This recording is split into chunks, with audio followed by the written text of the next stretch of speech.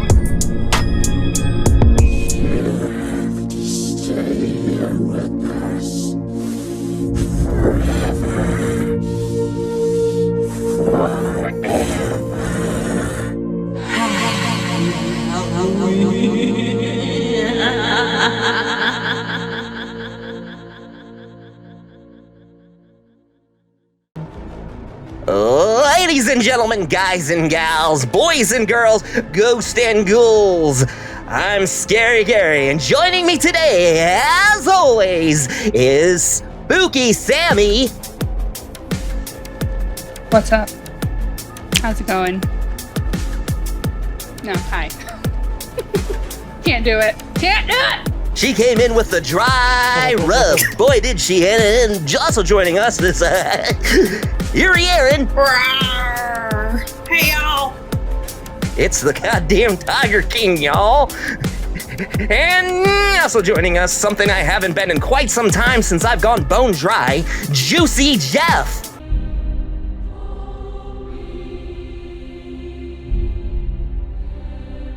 That'll make a boner go soft in 0.2 seconds flat, I tell you what.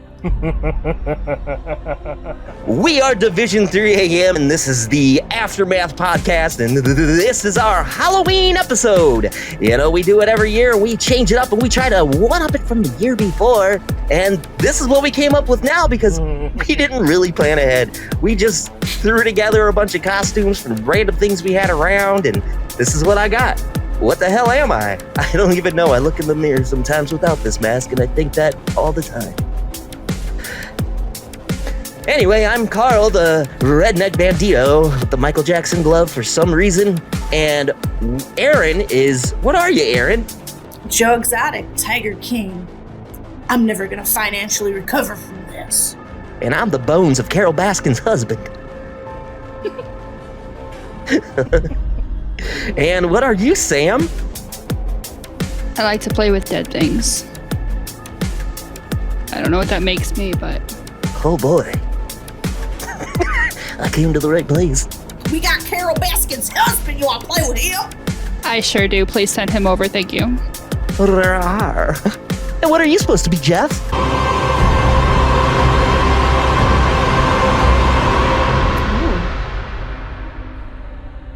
And that concludes our show. Ladies and gentlemen, thanks for joining us. It is 3 a.m. somewhere. I'm out.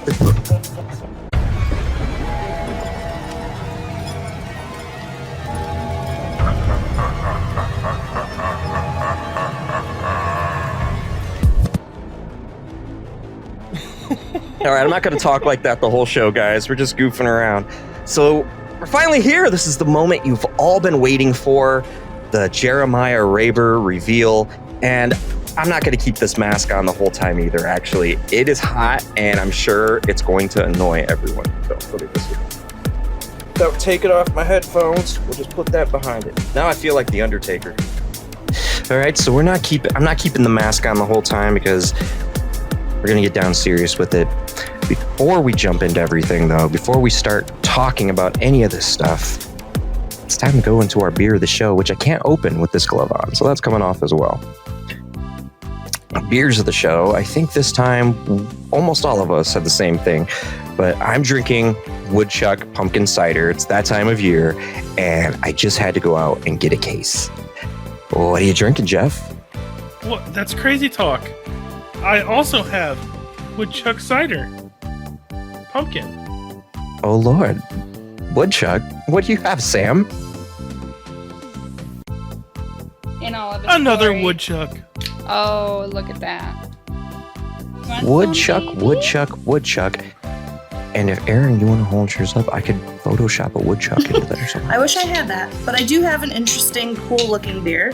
This is called Screamsicle, Oh, that's awesome. and it's a hazy dipped with orange and vanilla IPA. That's awesome. Pretty cool looking. It doesn't matter what beer we have, Aaron always trumps it. Always. She always like, No. oh yeah, I'm just drinking straight up fucking cake right now. I know, right? In taste, yours is better. Actually, no, it's not. No? It's not like how we remember, where we just drunk. Nope. No, it's nothing like we remember. Like, Yeah. Jacko Pumpkin is better than this. I will say I wasn't very impressed myself. No, it's like an abundance of cinnamon. Jeff is like puking in a bag over there or something. Well, I'm here. I'm here. Are you puking in a bag or what? Oh. What are you doing? What are you doing? I am just making sure my mask is still in view while I'm not wearing it. So that everyone gets Okay. a nice little picture of that terrifying looking thing.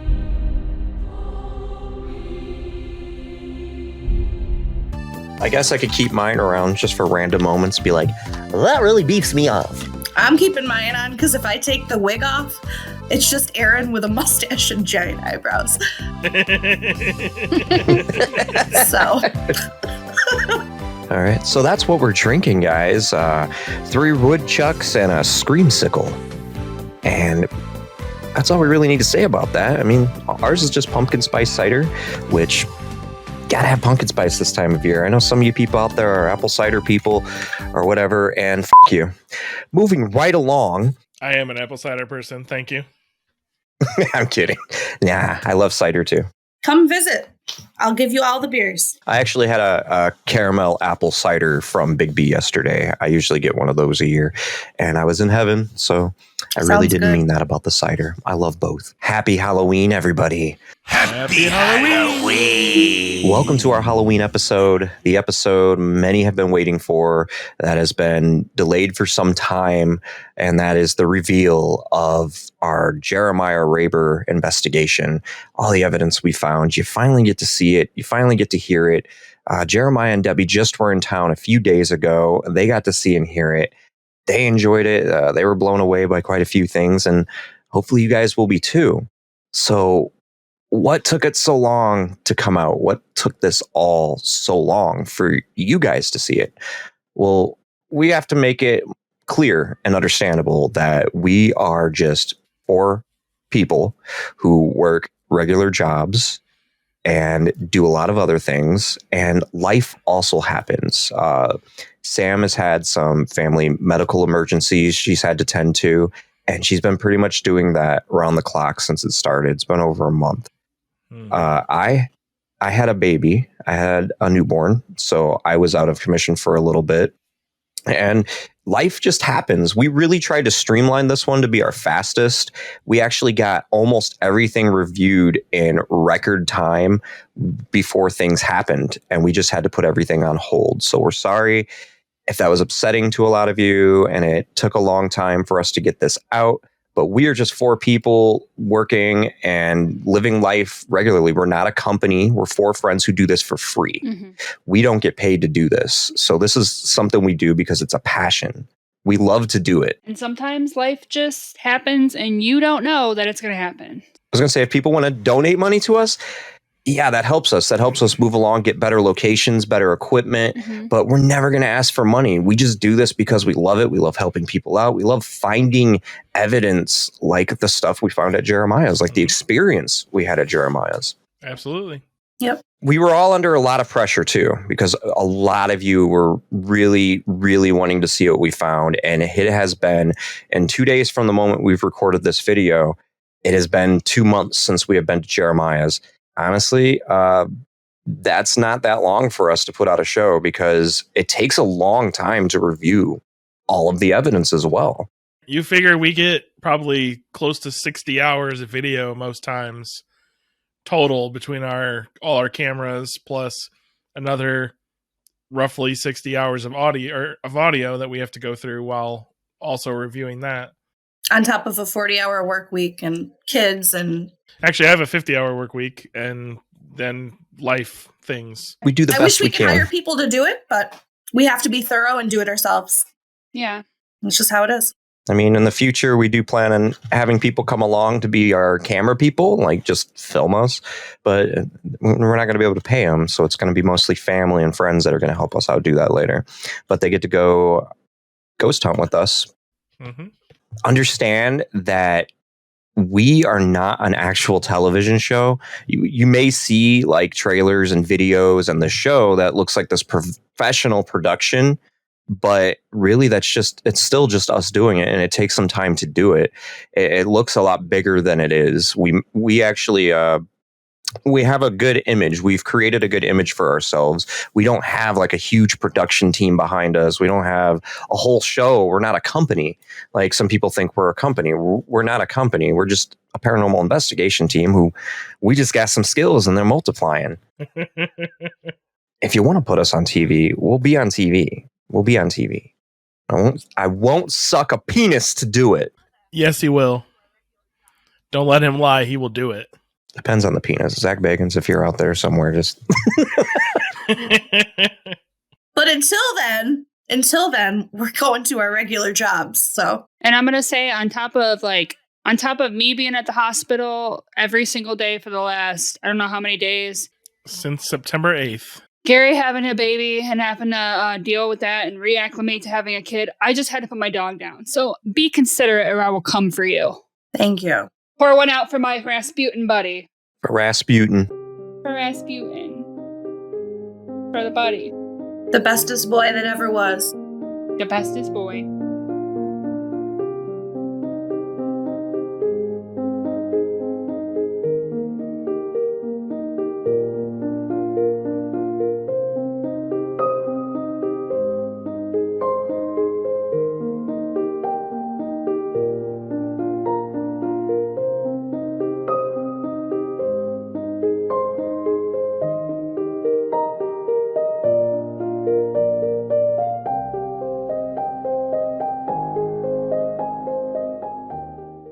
I still have a tuft of his hair.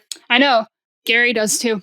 I do. It's in my Jason. Another thing that we want to bring up is and make clear is that paranormal investigating is not like what you see on TV. I know you guys expect us to go into this place and then just come back out and just have a gift basket of evidence to hand to you and just like, here you go, and just start handling it out. No, it literally takes a long time. And on TV, you're only seeing like a highlights reel of like their best moments of what they found over who knows how many hours, 8, 12 hours, maybe days.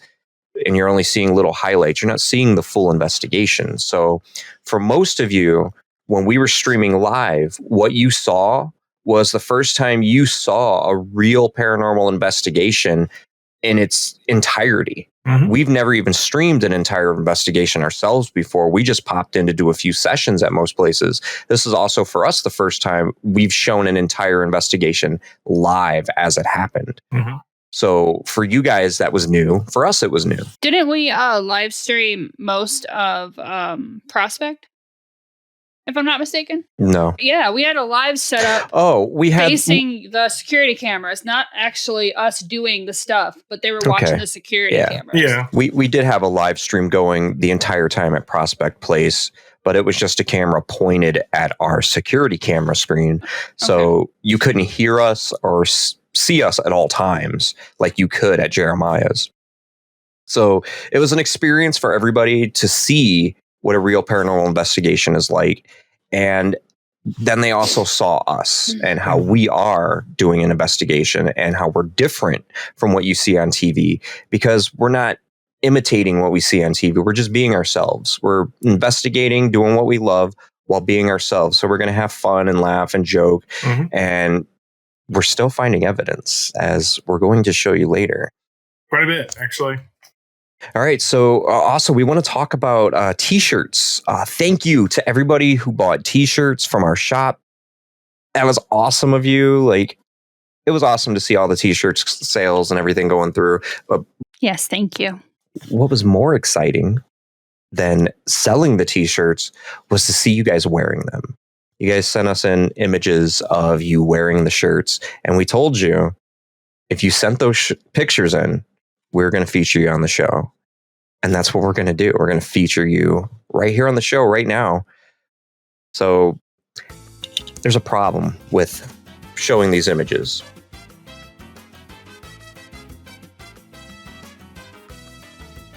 You see, I don't have strong enough hardware to hold all the hotness coming off these photos. It's true. It is true. And we don't want to hurt our eyes. We got to see all the images one by one as they came in, and it was a lot of energy, a lot of hotness, a lot of heat coming off those photos. But now we're going to have to go through them all here on the show, and we're going to show everybody who bought shirts from us and wore them and supported. And it's a little dangerous, so we have to protect our eyes here from all the hot waves and beams of light coming off of there. And I'm scared. I'm a little scared too, honestly. But we promised we would do this, and we have to do it. Have to do it. And if we don't make it through it, just know that we're very thankful for all of you and all of your support. I have a few gauges installed here that's going to let me know if the pressure's reaching critical. I really hope it doesn't get to that point. We have a few to go through, though, so we're going to have to. And our first photo of someone wearing our shirts. And there it is. Yeah, it's great. Wow, it's good. Woo, it's hot. Yeah. Yeah, it's great. Wow, it's good. Woo, it's hot. Yeah. I don't know if the sunglasses are enough. Why are you so spicy? I didn't put on suntan lotion or anything. I'm a ginger. I'm in trouble. Oh, It is getting hot. Look, someone's got the fire department on speed dial, right? let me get my phone. All right. Get out I of got it here. ready to go. All I gotta say is, All right. Oh, Joe. Hey, Joe. And here's our next supporter. Oh, Lord.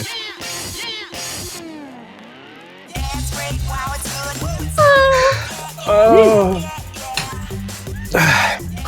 Did you just like You did. he did It's a hot. Ow. And our next supporter right here. I don't know. Wait. Okay, do it. Okay. Okay, I got. Oh God. Cover your eyes, Luis. Gauges in yellow. We got a few more to go, guys. We got to get through this. We got to get through it. Oh, crap. We got this. Oh, okay. There's some fire coming up here. We got to get through this quick. We got to get through. And here's our next supporter.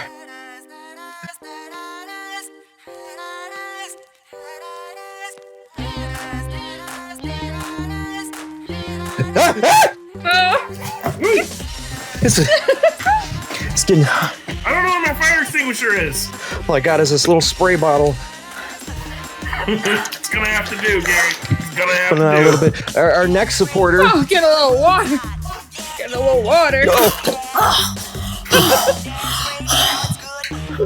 Water. Sweating from the heat. It's hot in here.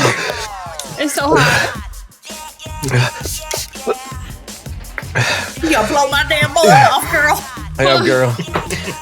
Our next supporter. Brace for it. Oh, shit. Oh my God.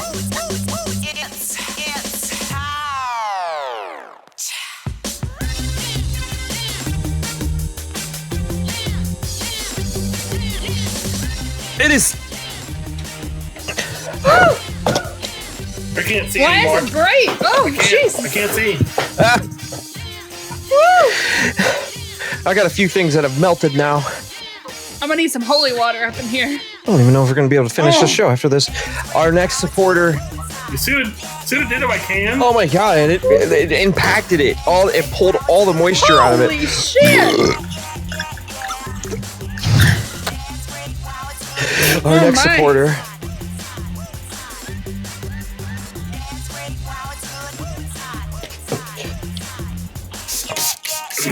Annalise not ready. She's not ready. Brace for it. There it goes. Tiger Oh. ass. Oh! Oh It's getting lord. really hot. It's getting really hot. Our Someone next call the supporter. fire department.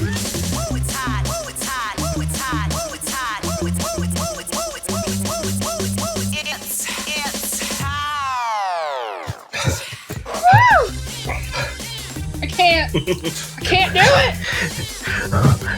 We're almost done. We're almost done.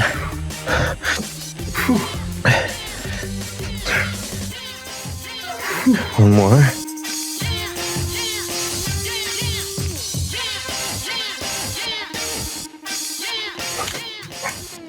That one's not so bad.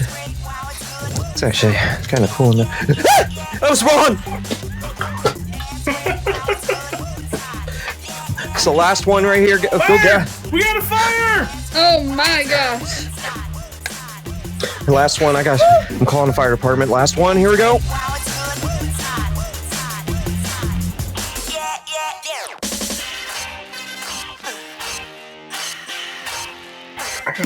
Oh, Gotta get oh it. god. This is fine. This is fine. Yes. We need help immediately to 4 different locations. So we have several fires from hotness. Oh, God. The hotness. That's my face. Oh, You just melted my face off. It's fine. Nope.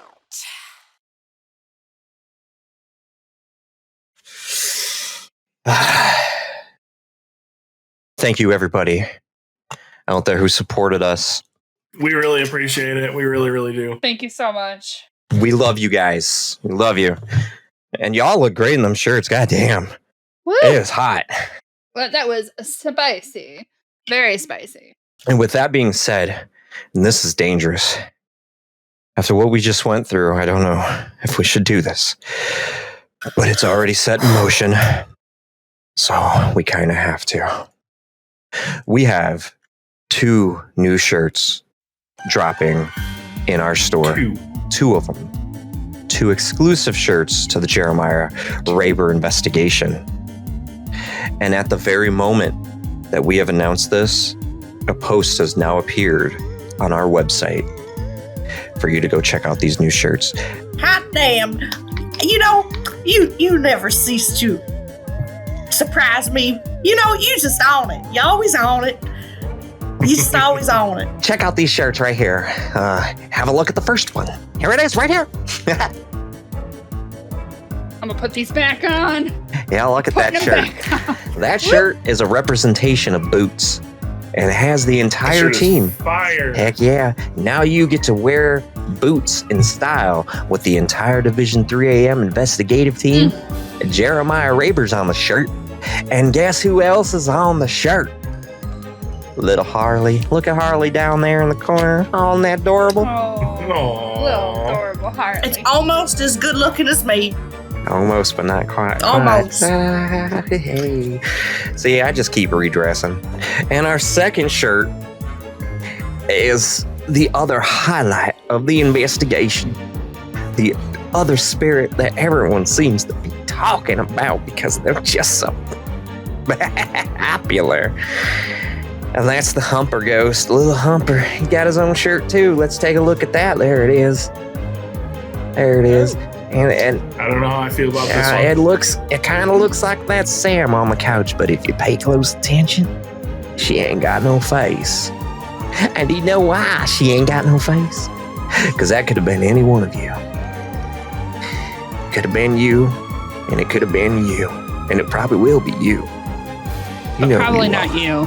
Probably not Yeah, you. probably not you. The Humper Ghost don't want nothing to do with you. Yeah, probably not you. So those are our new shirts, guys. Those are the new Division 3 AM shirts, exclusive to the Jeremiah Raber investigation.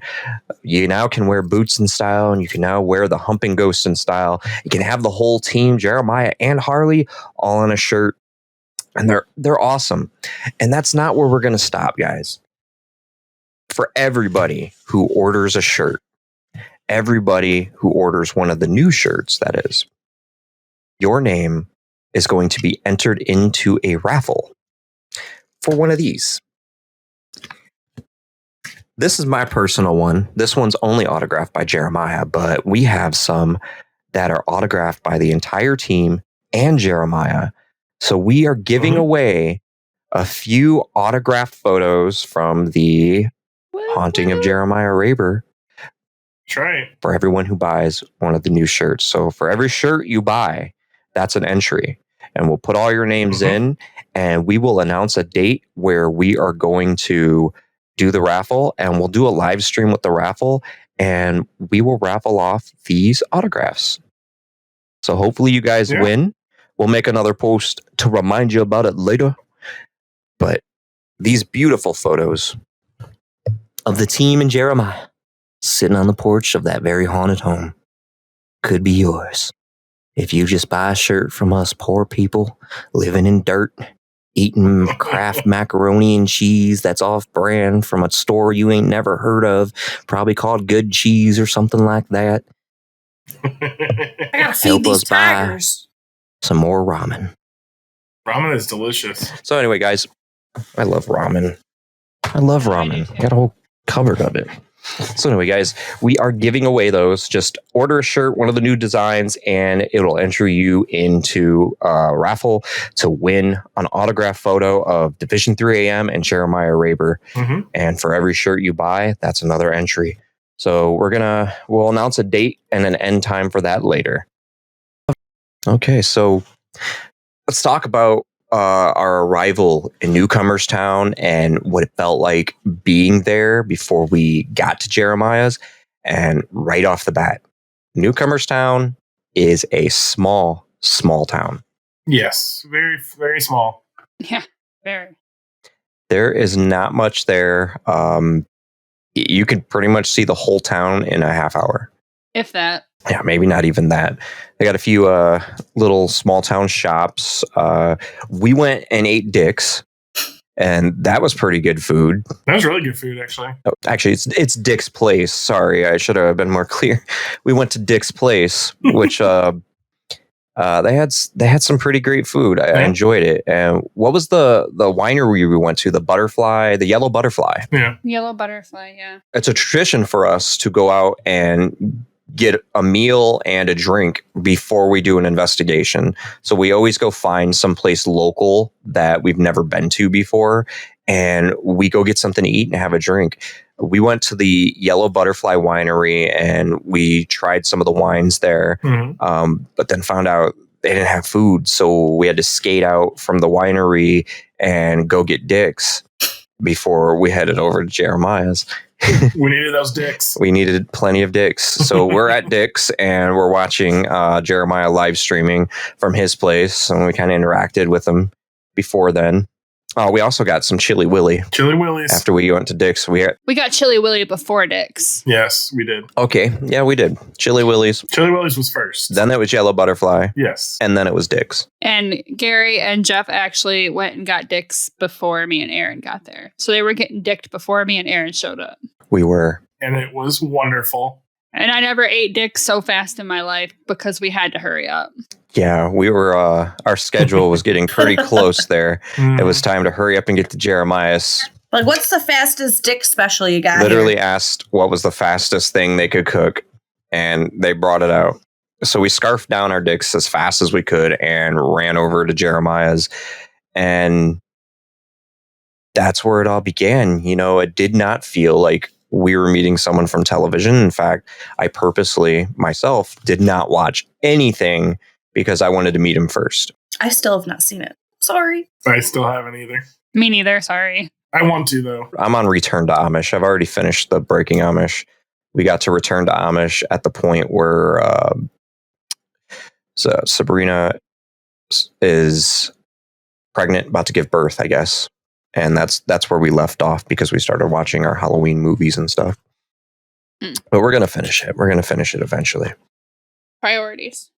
So we get there and they're sitting outside waiting for us when we pull up, and immediately nothing was awkward. We felt like we fit in automatically. Yeah. Yeah. I remember being nervous before because we weren't quite sure what their sense of humor was going to be, if it was going to link up with our sense of humor, because we have a specific sense of humor amongst us. And thankfully, they all had the same exact sense of humor. So we all got along great, and it was just like hanging out with friends and looking for ghosts. It was a fun night. Mm-hmm. Mm-hmm. Yeah, it was very smooth. And he offered us food, so that helped a lot too. It did. It was delicious food, too. Yes, his hospitality. The best freaking pies I've ever had in my Oh life. yeah, so good. I need to get some more when I'm up there. Amish butter or peanut butter. Oh my god. I have to get more peanut butter. I tried to get him to bring some to town during the reveal, but he didn't have none. So he Oh my bought me God. some chili instead. It's available on Amazon again. Oh yeah, I gotta get some. But them pies, though.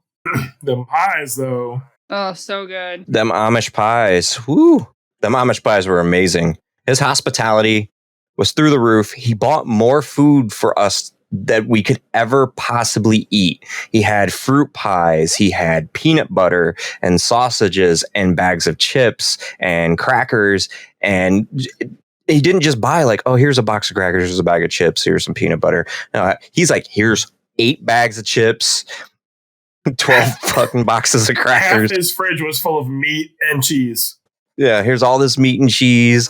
And I'm like, I seen it and I was like, holy crap. Like, I felt bad because I knew we were not going to be able to eat all that. We barely even scratched what he had. And that's just how awesome of a host he is. Yeah. He absolutely stocked up and was just feeding us left and right, everything. He was excited to show us all this stuff too, because it was Amish. Mm-hmm. Mm-hmm. So he was lighting up like a kid on Christmas. He's like, try my peanut butter, try my sausage, and shove it on a cracker with some peanut butter. And it's stuff you would never think to combine together. And it worked. And it was amazing. It was so good. The sausage, cracker, and peanut butter. Oh my God. I need more. Yeah. And I need it now. Now! I'll be right back. So his hospitality was great. And then as soon as we walk in, because when we first seen the house, like we're driving around, we're looking at the town and everything, we're trying to just burn time until it's time to go there. And we drove by his house a few times and we kind of glanced at it. We're like, really? That's his house?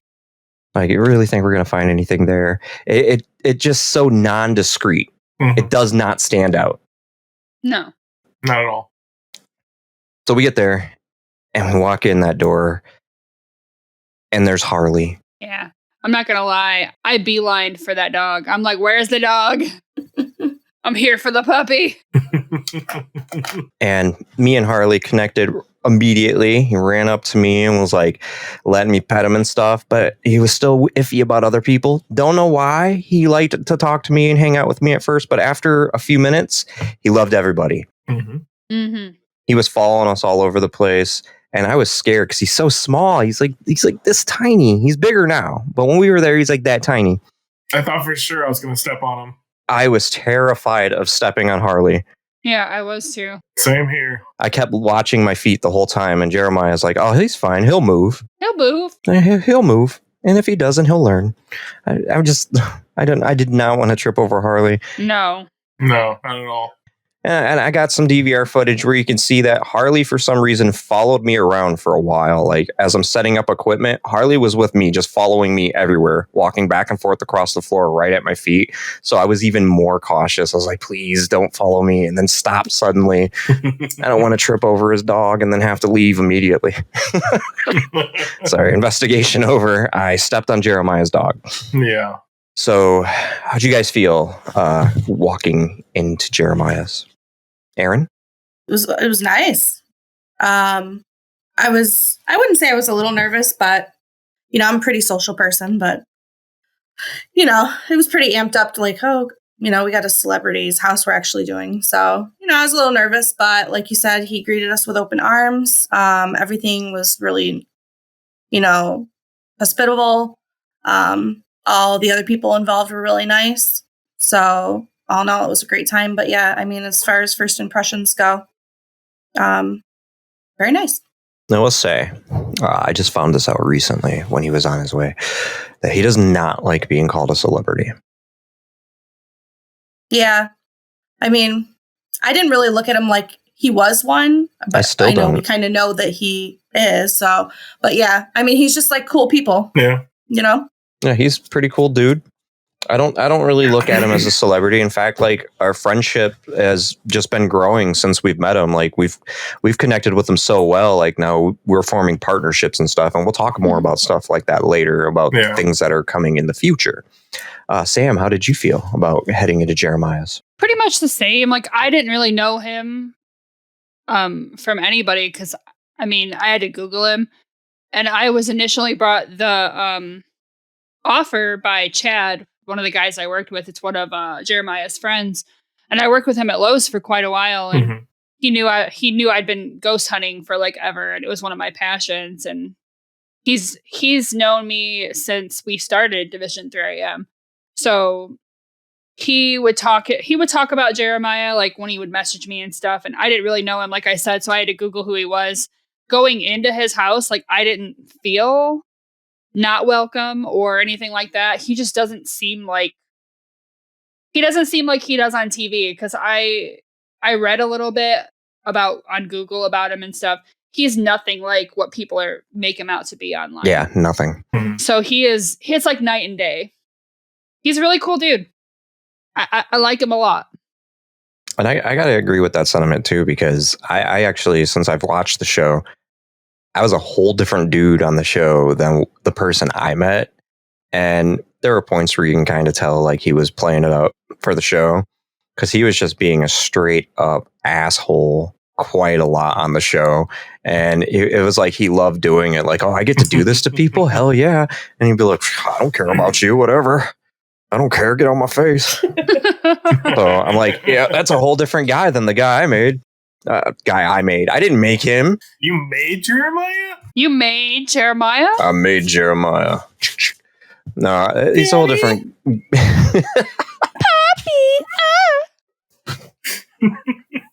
Now's not the time for sexual jokes, guys.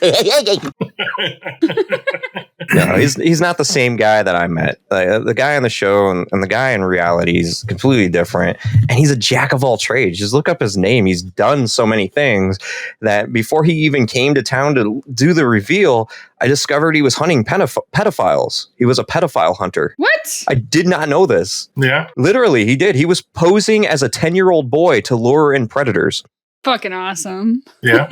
And he showed us a photo of what he looked like when he was luring predators, and he looked like Justin Bieber. He did. He had the ball cut and everything. It was just like Justin Bieber. So he's done a lot. He's a jack of all trades, and he just continues to evolve and do different things, which I relate to that very much. I've done a ton of stuff, and I just keep jumping to other stuff. Jeff, how did you feel heading to Jeremiah's? Honestly, he's very down to earth. So it was almost like just walking into a friend's house. Like, quick tour. Hey guys, like set up. Here's this. Do what you got to do. Like just hang out. He's very grounded. Very good vibes. He's fun, but do not get on his bad side, because we have seen that while he has a big heart and he's very loving and open, he does not stand for people messing with his friends, giving crap to people he cares about or he's associated with. He will stand up for people. And he will stand up for himself and his family. Like he's very down to earth, but do not cross Jeremiah. He actually stood up for us during one of the lives when we were at his house. So, and I didn't even know. And he barely even knew us at that point. So that just goes to show what kind of guy he is. Yeah, I didn't even know that had happened until maybe like a couple weeks ago when I was editing together a video. And all of a sudden, I see this part where he goes off and he's like defending us because somebody said something in the chat. And I was like, whoa, when did that happen? I didn't even know that happened. So, that over time, we just keep seeing more and more different things that introduce us to more about who Jeremiah is. And now Jeremiah wasn't the only one there with us. We also met Bill, which Bill's freaking awesome. He's a Bill is awesome. he's a straight up personality of his own. He does not give a damn what you think, what you see. He's going to speak his mind, and he's going to be blunt about it, and that makes him awesome. He's polar opposite of this loving, caring, defensive guy, and then Bill's just like, you know what? You're going to hear what I got to say, and you're going to like it. And if you don't, fuck you. And he told me a lot of things. He relates to a lot of stuff I do. Mm-hmm. He's very, very smart. Yeah, he is. Yeah. He does a lot of stuff with technology.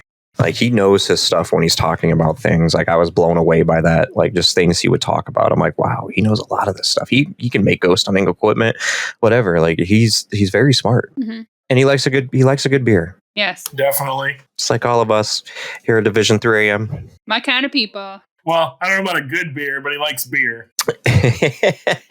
Well, it was Angry Orchard. Yeah. I like Angry Orchard. He had some Yinglings too, I think. Bill's pretty awesome. We had Debbie there as well, which Debbie is Chad's wife that got us connected with Jeremiah. Mm-hmm. And she's friends with Jeremiah. So we got to meet her. And over time, we're developed a friendship with Debbie too, because now Jeremiah and Debbie have formed together to form their own paranormal team, which you guys can check out if you go check out on Facebook. That is Shadows of Reality Paranormal. And that's where we are going to start talking about the investigation, because that kind of ties into it. Mm-hmm. So the subtitle we've given to this investigation is, it was the perfect storm. There was literally a storm while we were there.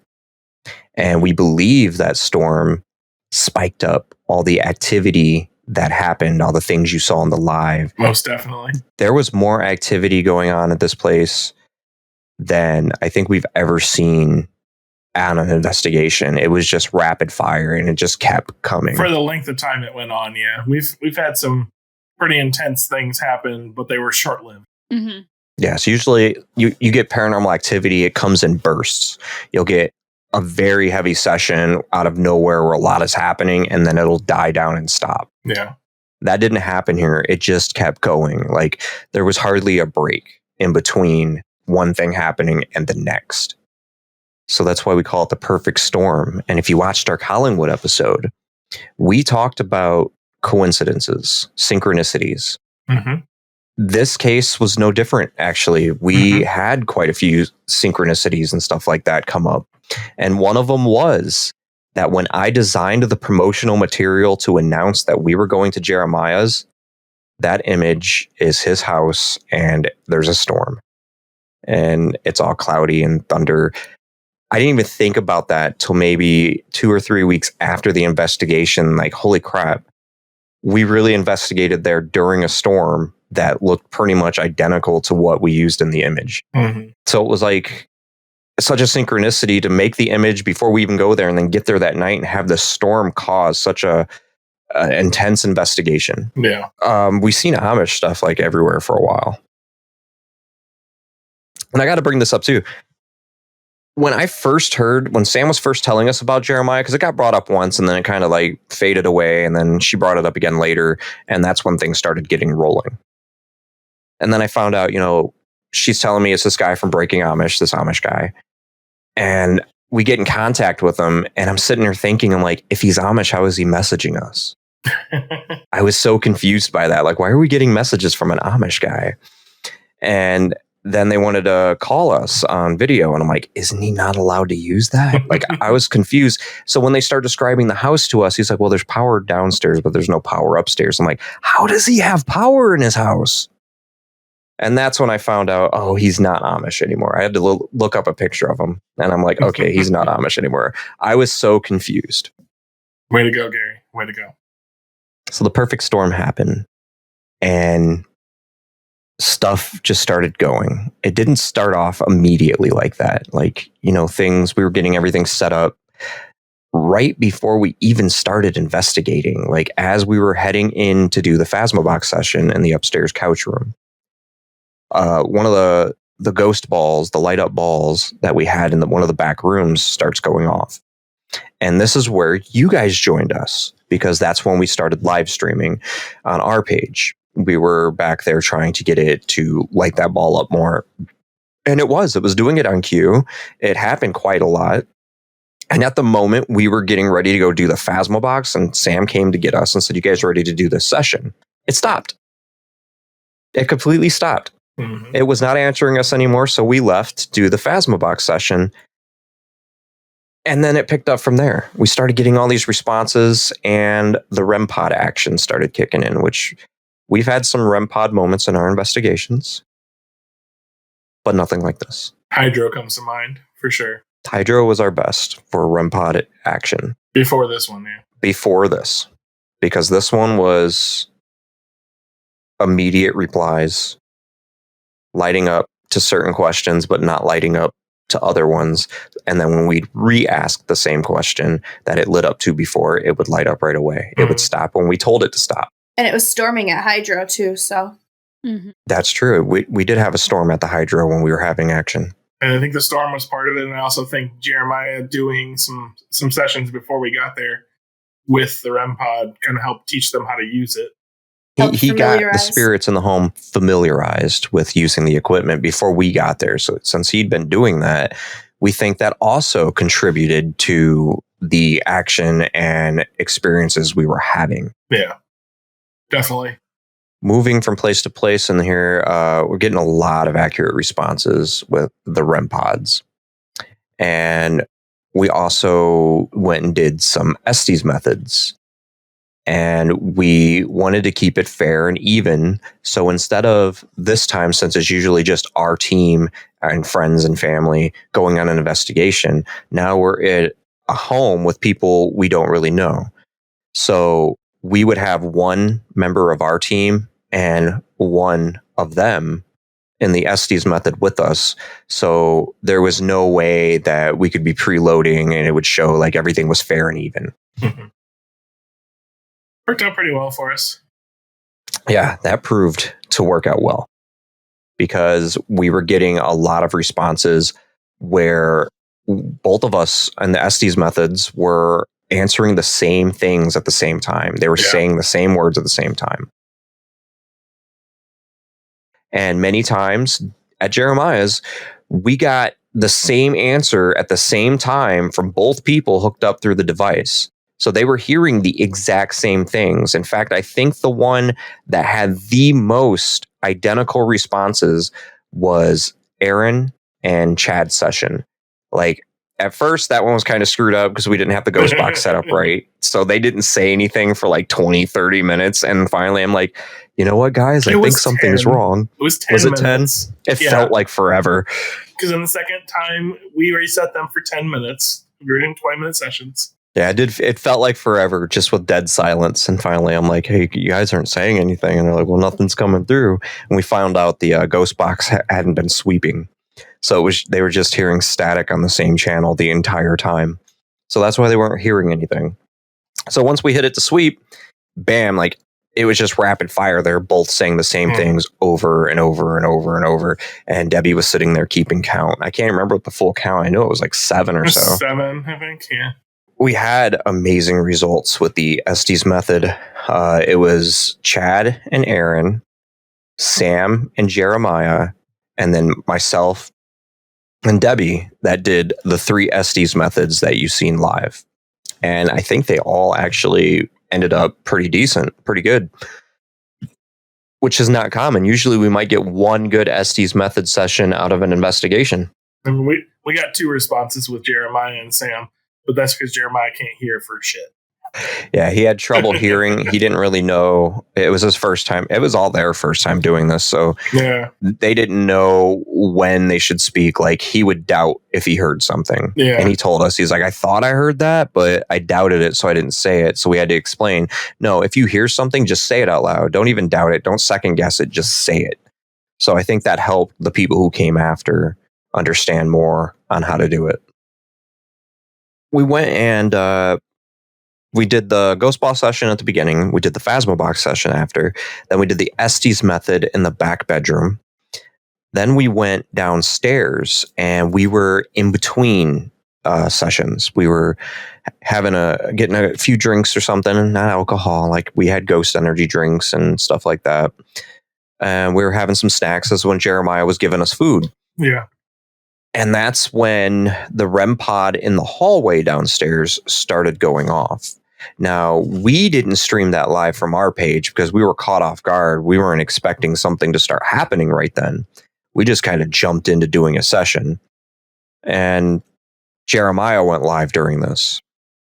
So this is what we know as the Boots session. This is where we had Boots finally makes his grand appearance, and got that name because Jeremiah told us, as you saw in the trailer that came out just before this, that he would hear boots walking down the hallway. It sounded like cowboy boots. So I decided, do you want us to call you Boots? And the REM pods both went off, basically saying yes. And then Bill said, are you sure? Like gave recommendations for other names and got no responses for those names. Said, are you sure you want us to call you Boots? And it went off immediately after that. So I'm like, all right, so he wants to call him Boots. Boots it is. So Boots it is, and Boots it has been. That session was unexpected, unplanned.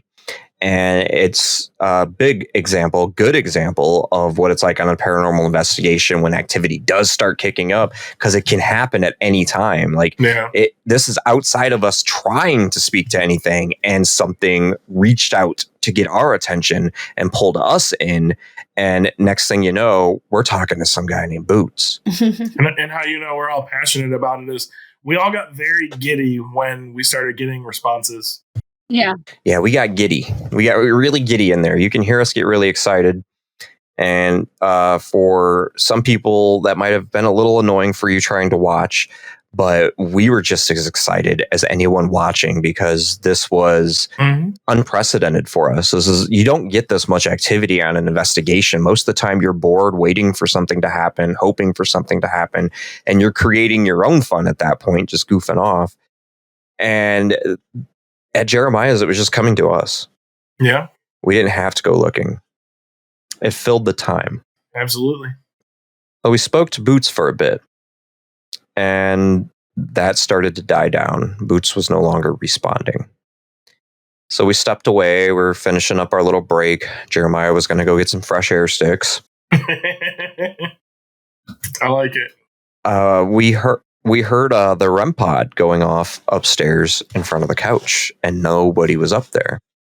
So Jeremiah goes up there by himself while we're all finishing up our little break, and he does his own little session with the REM pod. And it starts going off while he's asking questions. Now, we need to point out that during the entire time we were investigating, there was a camera pointing at the couch, the fireplace, the mantle, and where that REM pod was sitting.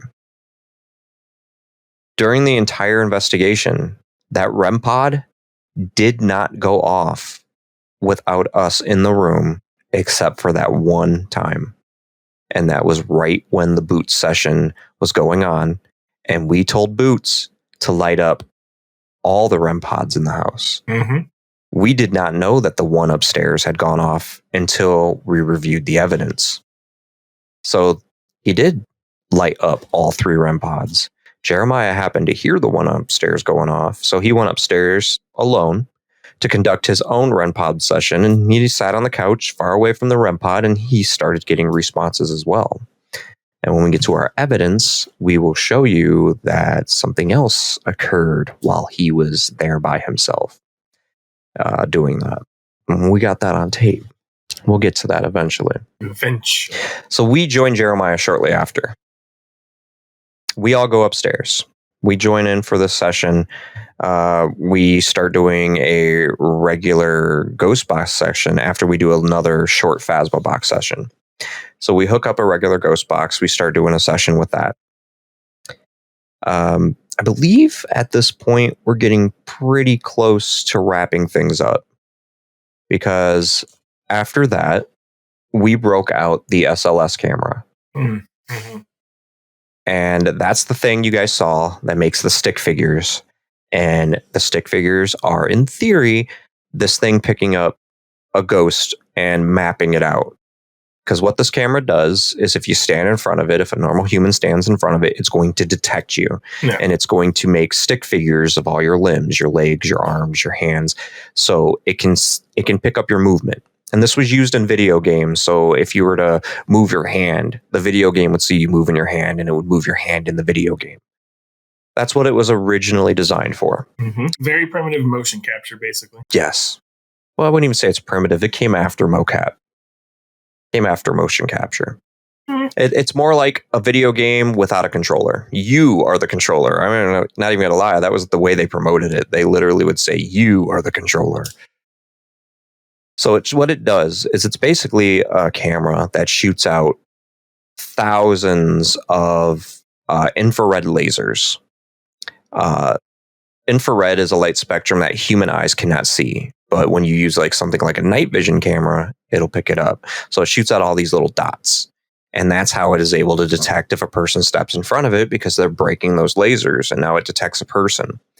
So if a spirit was to walk through this and break these lasers and we can't see it, the camera could.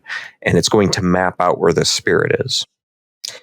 Now, that sounds all cool and simple, nice and neatly packaged way to describe it. Until you turn an SLS camera on at Jeremiah Raber's. Because it was not as cut and dry as we expected, because someone got humped. Sam's leg got humped. Violated. Violated. It's called violated. Violated. And there is no one here or that was in that room that can better describe it than the one who got violated themselves. Sam. My leg got impregnated. It did. I didn't even know what was happening. Like I felt like tingling kind of on my leg a little bit, but not like too much. I thought I just was like sitting funny. You know, like your leg falls asleep when you're like sitting there for a while. And all of a sudden, Gary was just saying that there was something on my leg. So then I let him finish because that's the nice thing to do.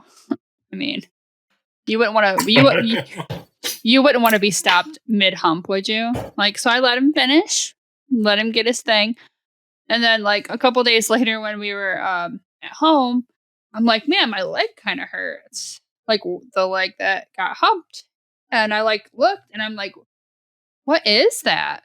So there's like just this little bump on my leg and it's super hard and it's still there. And it just looked like for lack of a better term, a pimple that just won't go away. Or like an ingrown hair, you know, like how you get that bump and it's hard, but it doesn't hurt anymore. So now I just have a bump on my leg. So I'm eventually going to give birth to It's a little ghost baby. Little ghost baby. Little boots. Little boots. Little boots. Little boots. Boots can't come upstairs, you remember? Yeah, that's true. Boots can't go upstairs. I bet he can't come upstairs. Bro, my leg begs to differ, sir. Somebody came upstairs. Somebody did. And she sent us all photos and video of what her leg looked like after. So here's that. This is what it looked like after we captured that on video. So this is like the next day. So that's what it looked like after it happened. But now she just has the bump. Terrifying, isn't it? Hmm?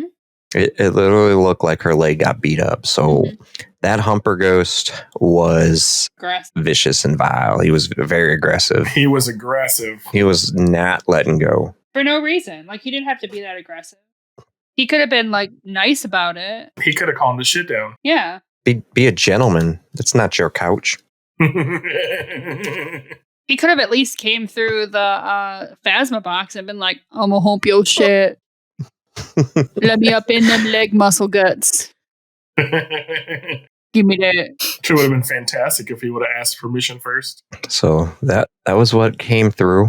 Literally, we had the humping ghost, and you could hear us in the live, like just start wildly going off because we were in total disbelief at what was going on, what we were picking up on this camera, and we're like, what is happening? I don't know what's happening. And you could see if the chat's still available for that.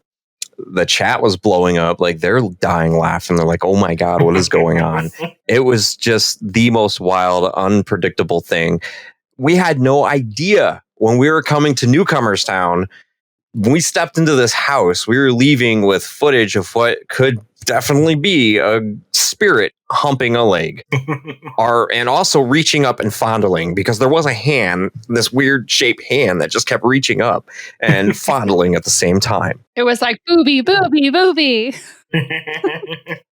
We do have a habit of catching sexual things. Yes, we do. And there'll be more on that at the evidence section of our show. So that was pretty much where the investigation started to come to a close. Literally come to a close. We shut it down after that. We did a session of complete silence to see if we'd pick anything up on EVP at that point, or maybe a knock or something that here or there. And there was really nothing at that. It seemed everything started to die down. Now the storm had passed at this point. Storm was gone and over with. No more thunder, no more lightning. And it did seem like as the storm died down, so did the activity would slowly increase. So it was like a roller coaster, everything peaked and then it was just a slow drop and then smoothed out, flattened out. Mm-hmm. Okay, so that's where everything started to die down. Yeah, tell me about it. And we were wrapping everything up, and we packed up and we left.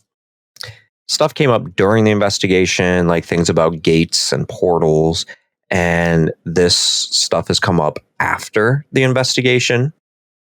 We also we went into the basement. Actually, that happened after Aaron and Chad's Estes method. We went down into the basement. True. And, well, we really didn't find anything down there. It was an interesting place to check out. We did find that Uno card, the number 3, and it was by a pallet. And something did come up during an Estes method telling us about something by a pallet. And that's what we found was a 3, which I still have. It sits on my oddity shelf now and still has dirt and cobwebs from Jeremiah's basement.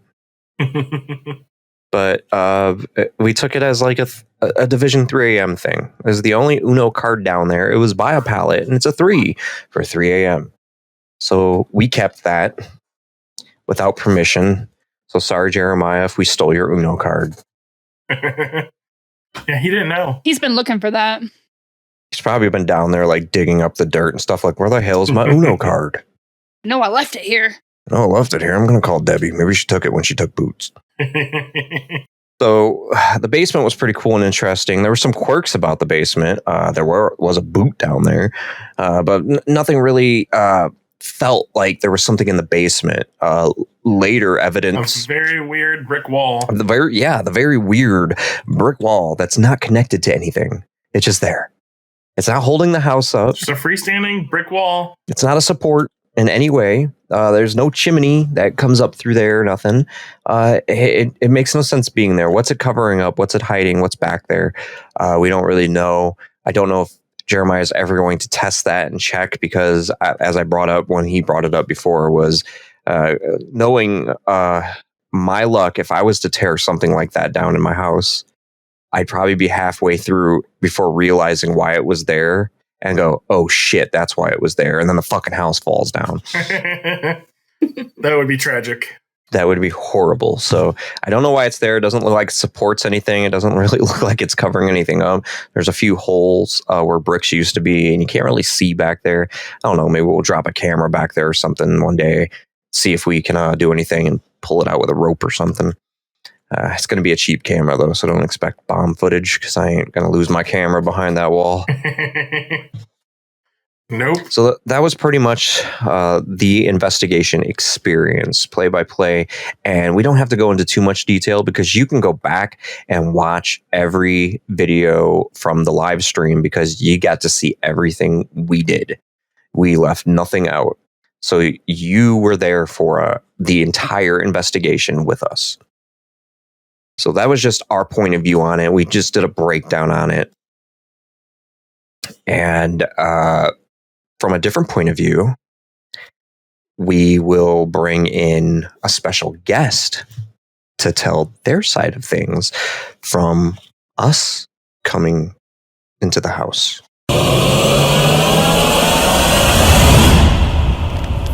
Ghosts and ghouls, you're tuned in to the Aftermath podcast. So we brought in Jeremiah Raber because he's the only person who can give that point of view. So Jeremiah, we were talking about what it was like for us to come into your home for the first time and our experiences there. We talked through everything that happened during the investigation, but we want to know from your side of things, what was it like for us to come to your home? Well, for me, it was actually a relief because you guys have no idea how many people I told that stuff is happening here. And almost every single one of them laughed at me and said, there's no way. Including, Debbie even kind of questioned it quite a bit as well until she came here. And the first hit that we got on the REM pod with her, I was overjoyed. You can even ask her. Like, I almost screamed because I was so happy that I'm not losing my mind. And then when you guys came in and I saw all the interaction, it made me feel even better. So what was your first impressions of us when we got there? You don't want to know. I mean, besides the whole, I'd nail that chick, I might touch that guy.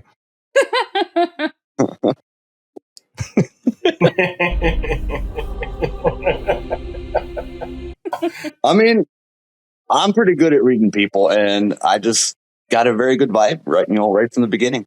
And that's the same thing we said about you. I mean, just nothing but good vibes. We good people. We're good people. Nice. It's like walking into a friend's house. A friend we haven't seen in some time. Vietnam was hard on us all. Insert flashbacks.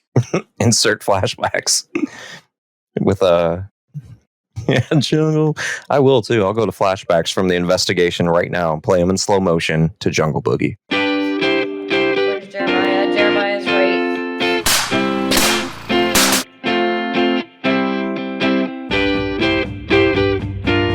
That Uno card. It's 3 a.m.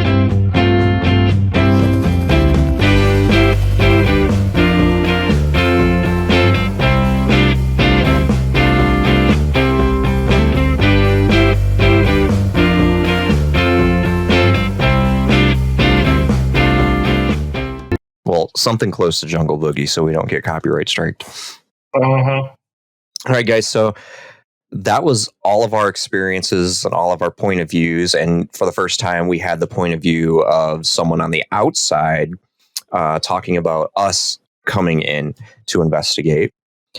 And now it's the time you've all been waiting for, and that's the reveal of the evidence that we found at Jeremiah's home.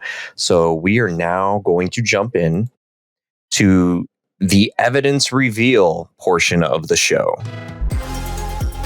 Your only mistake is thinking we actually know what we're doing. Aftermath Podcast.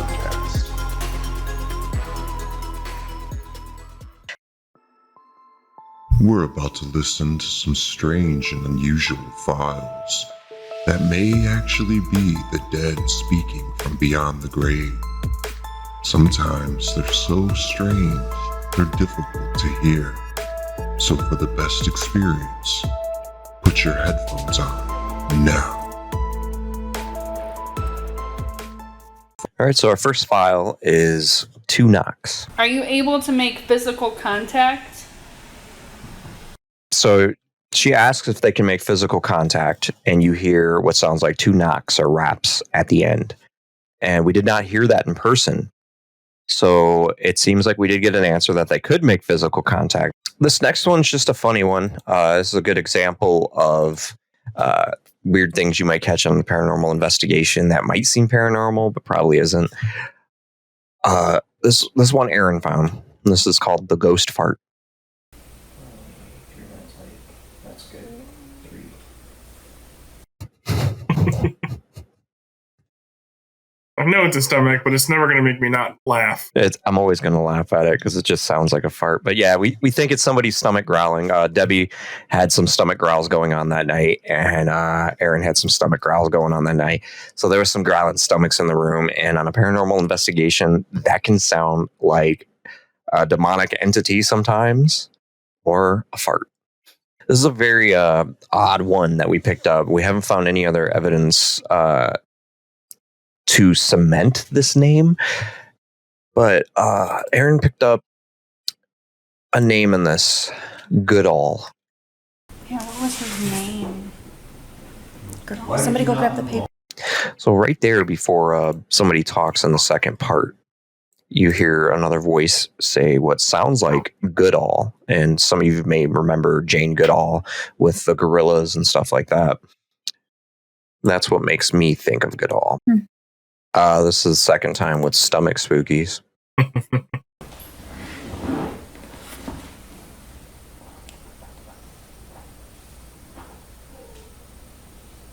Tell your stomach again? That was over there.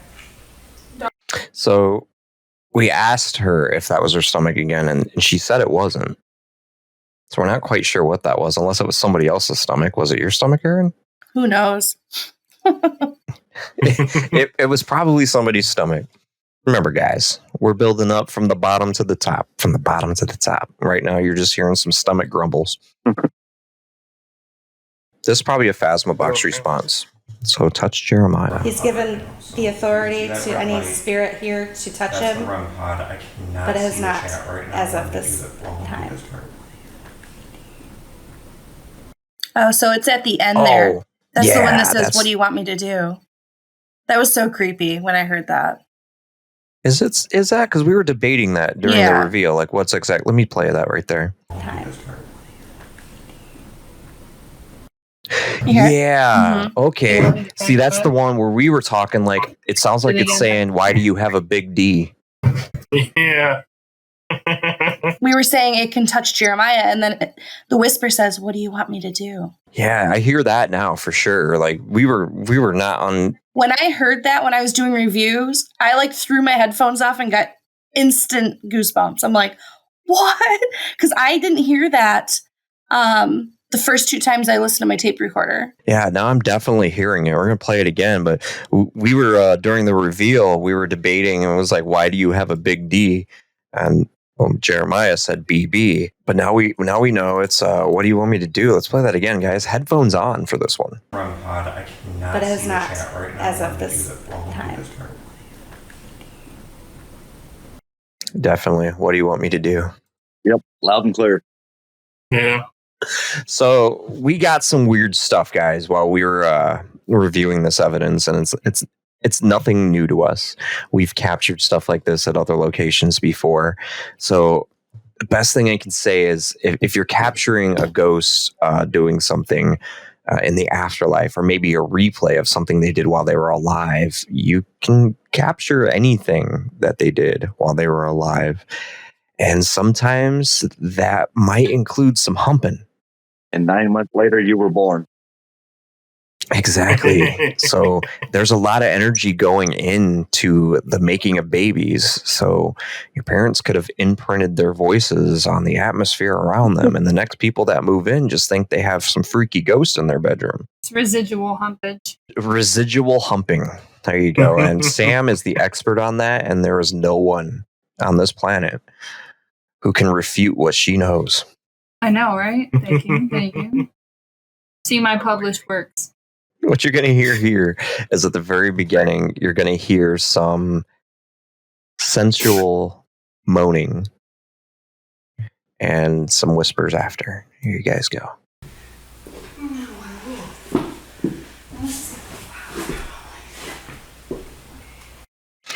So we aren't able to make out fully what is being whispered, but the moans are very class A, very loud. We're going to let you hear it one more time, and then we'll move on from it, because this will not be the last you hear of something like this being found at Jeremiah's house.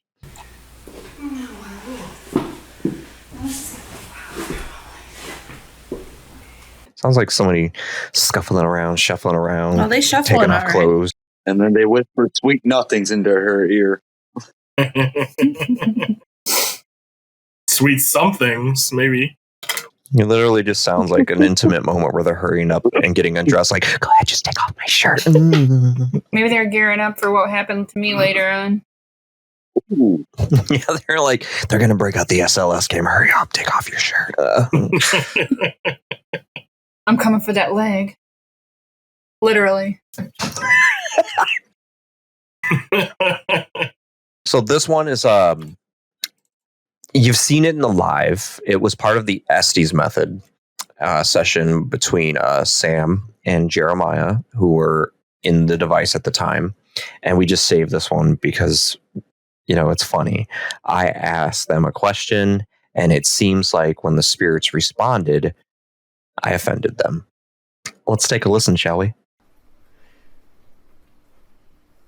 What's your favorite food?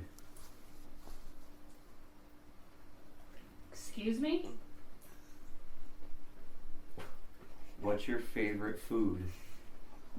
So whatever spoke to Sam through the spirit box sounded pretty offended. Just love how Gary didn't get the joke. Like, he had no idea that he offended him. He just asked the question again. You can hear it in my voice that I was trying not to laugh. I'm like, she just get offended? I'm going to ask her again anyway. All right, moving right along. Everything captured on this recorder was in the upstairs bedroom. This recorder stayed in there the entirety of the investigation, and it captured things if we were there or if we were not there. Now, this one, we were just talking about the strange humpenings and goings-ons caught on audio at Jeremiah's. It could have something to do with the strippers that previously lived there. We'll never be able to know. But I was entering the room to turn off this recorder to start another session. And right before I turn it off, and I was there alone, by the way, this is the very end of the recording, we get another sound, which will let you decide for yourself what's going on.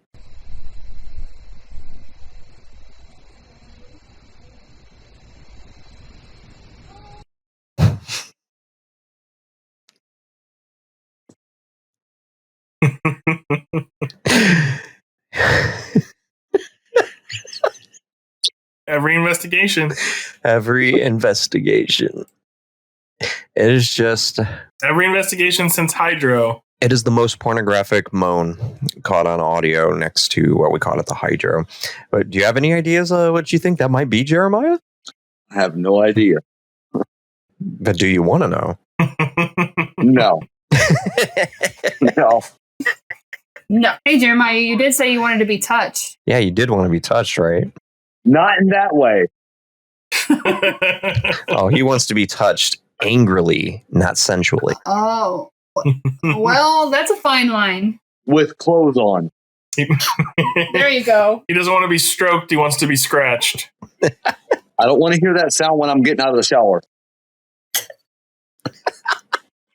Ladies, take notes. One more time for all you porn lovers out there.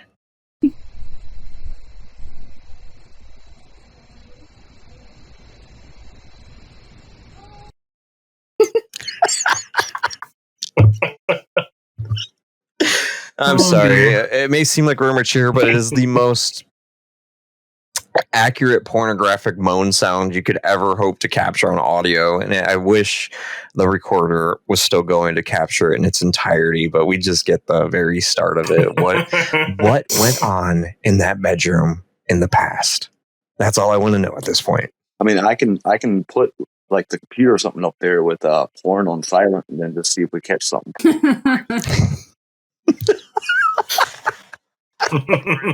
That is actually a good trigger object.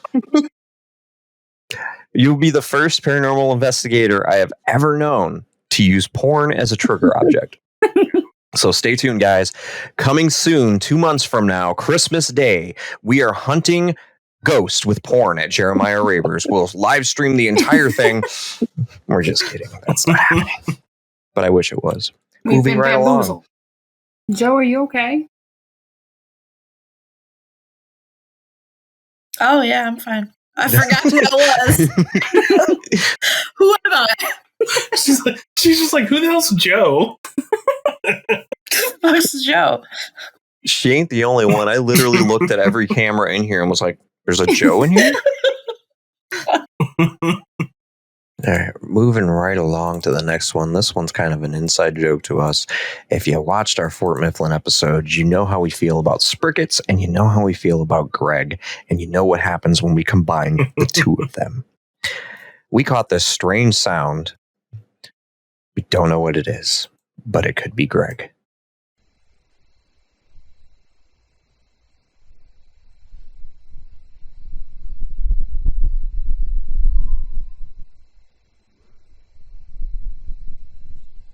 It's kind of like one of those things you hear in a movie where you hear like a wolf howling in the background or something. Ricky Greg's calling me home. He's calling his sprickets with his special spricket whistle. It's like a dog whistle, but everyone can hear. Come to me, Sprickets. And now go. Make them perish. This next one we just titled Raspy.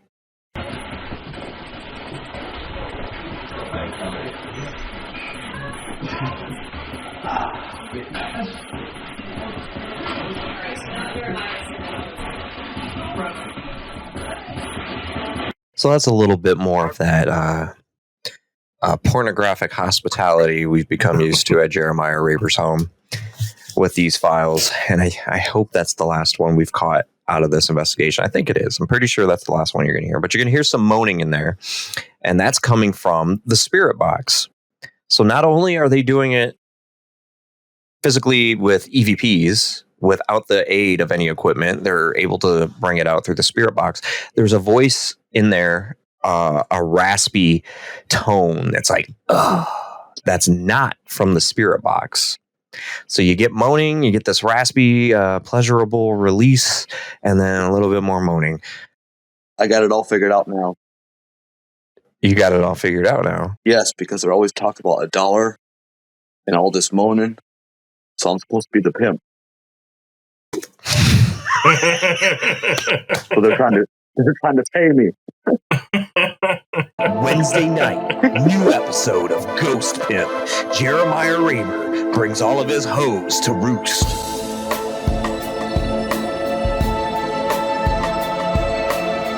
I demand you to shake that ass from beyond.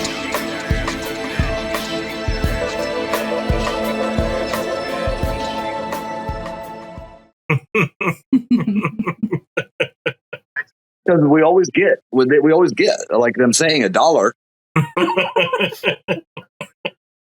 There's just a whole bunch of moaning going on there. And it's just so aggressively breathy. So now the idea comes into play that Jeremiah just has to get a shitload of ones, like a whole stack, and just go to his house just slapping them like this and waving them and like just make a spectacle about it. Don't forget the Sprite that they always add with $1. Sprite and $1? Yep. Those two things that we always pick up on the Fathom box. You might have to install a stripper pole upstairs. Right. Only if you're coming here. Whoa, hold on now, Jeremiah.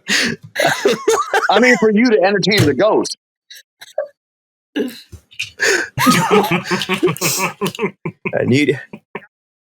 I got to make my money somehow. I need my invisible glasses. He's not wrong. He's not wrong. I can't go back there now. Jeremiah wants me to strip on the stripper pole. I'll stay down here. Just make the money.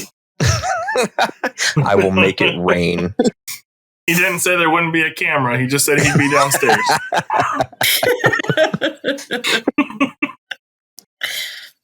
Not to backtrack, but Gary, I know that you can go on a stripper pole because I've seen you at Necto. Don't lie.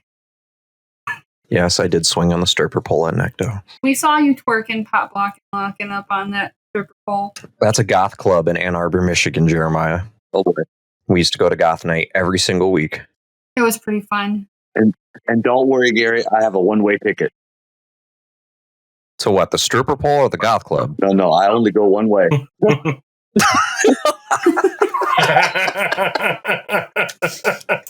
thought it was a one-way ticket to his house, so you can't leave.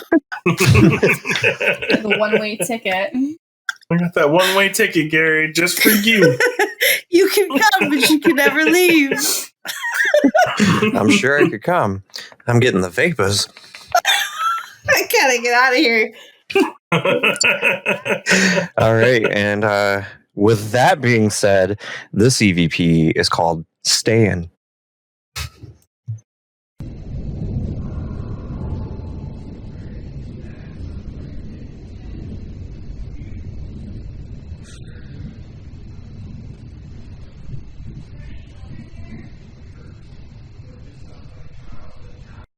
That recording was, we were in the other room doing a Phasma Box session, and this was not from the Phasma Box. This is a straight up EVP that was in that room that just says the word stayin'. So what did they mean? Are they saying they're staying at Jeremiah's? They're staying in that room? They're staying for the investigation? We don't know, but it did say it was staying. So we have to point out one thing that we noticed about these EVPs. Our best and clearest EVPs seem to always have come after a rumble of thunder. Most of the recordings you hear, if you hear a rumble of thunder, we usually get a voice right after that that's clearer than anything else we caught that night. That's why we call this the perfect storm. Something about that storm was really giving them the opportunity to come through and speak to us. Oh, and by the way, Gary, were you guys in the live when we had the full moon? I don't think so. Because we were getting very, very little interaction, and it was like different voices. And then Debbie got them to say that, like, full moon, like, they're able to go to other places, and new people are coming here. Oh, I know. The night of the full moon, I was having the baby, so that's why I wasn't on there. Gotcha. But yeah, we actually got that on the Phasma. I have to go back and look at that live. So for those of you out there who remember a show called Mad TV, you might remember a character named Stuart. And whatever we caught here reminds me of Stuart. So look what I can do. If you're lighting it up, could you actually move it?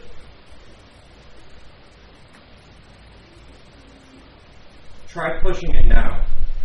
So you hear this weird voice, and it's very low in the frequencies. Like in the audio program that we use, it tells us what the frequency is at each point of audio that has been captured. This falls to the very bottom. So the frequency that this is coming out of is below even human speech, and that's usually what they say spirit voices come through at.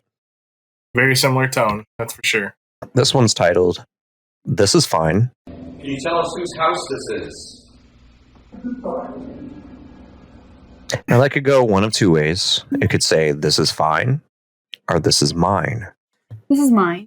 This is the one where we replayed it so many times, I think, right? And yeah, we replayed it a lot of times. Yeah, and you can hear the F sound. Like, this is fine. If you slow it down, you can actually hear the F. Yeah. So it can go either way, but we did play it a lot during the reveal, and we slowed it down, and you can hear the F. So it does sound more like this is fine, but we're not sticking with one or the other. We're going to say this is fine or this is mine. pretty much wherever your mindset is which one. Yeah, you that's hear. that's what we compared it to. That thing where it was a green needle and brainstorm. Whenever you hear those files, whatever you're thinking of is what you hear. So try it again. Like all these will be on our website later, and you can go listen to them for yourselves and just play it on repeat. And whatever you're focusing on is probably what you're going to hear. So this is fine or this is mine. This one is titled, Who Is It?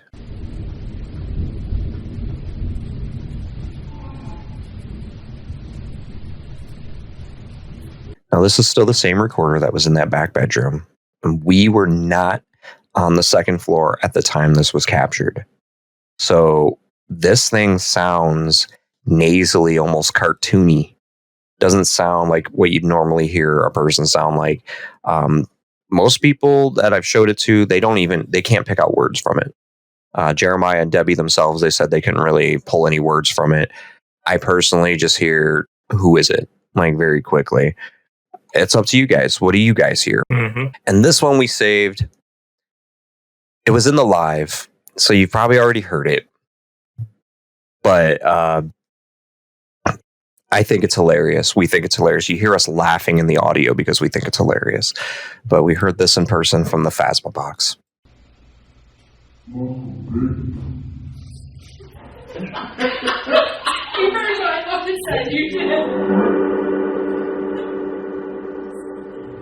Pardon our French, but we didn't say it. They did. It says, your mom's a bitch. This is straight up EVP. Headphones on. Why did you stop messing with the REM pod? Did you run out of energy?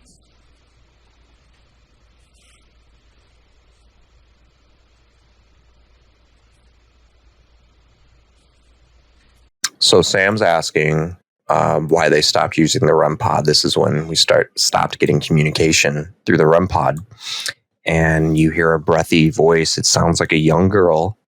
And it sounds like she's saying, yes, like I did run out of energy. That's the one that I heard, yes, and then it waits, I don't know how many seconds, and then you hear, I did. And like none of you guys could hear it. Yeah, I still don't. We'll play it right from there again. You heard yes right here, though, right? Do you run out of energy? Yep, right there. Right as soon as she stops talking, you hear yes, and then it's like a 4 or 5 second pause, or somewhere around there, and then you hear I did. And I do agree, there is something there right when she stops talking, when Sam stops talking. Yep. Right at the end of that, you hear what sounds like that same whispery tone. Mm-hmm. But it's hard to make out what's being said. Now, Jeremiah is hearing the yes at that point, and the point that I'm hearing yes, he thinks is saying, I did. So we're going to play it again so you can hear what we're talking about, because it does sound like there is something at the end of Sam talking to. Why did you stop messing with the REM pod? Did you run out of energy? I can hear what he's talking about. So once he pointed that out to us, I can say it can go either way for me. It could be something saying, yes, I did, or just the yes. Maybe whatever's being heard at the end of Sam isn't audible enough. But it can be yes, or it can be yes, I did. So whatever you guys think it is, say it in the comments below. Listen to that quite a few times too once we get it up on the website, or just play this live over and over at this part. We're really interested to see what other people are hearing, because EVPs are open for debate. People can actually hear something else compared to someone else, unless it's a full-on Class A. The next recorder, this one was in the basement. And this one is pretty unique compared to most of the experiences we had during the investigation. And by unique, it's because we picked up a spirit that did not interact with us at any other point in the house. We did not pick up this voice anywhere else, only in the basement. And it's the same voice for each EVP that we captured.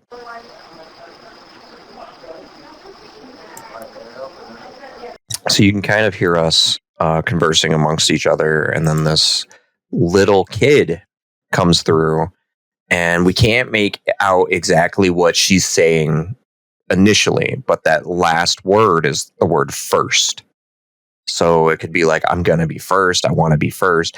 We're not sure about those first few words, but first is definitely there. This is the same voice, the same little kid. And we'll play it. This one's called Hey People.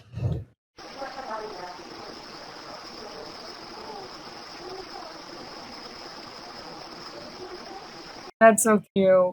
She says something towards the end too, but I was not able to make that out.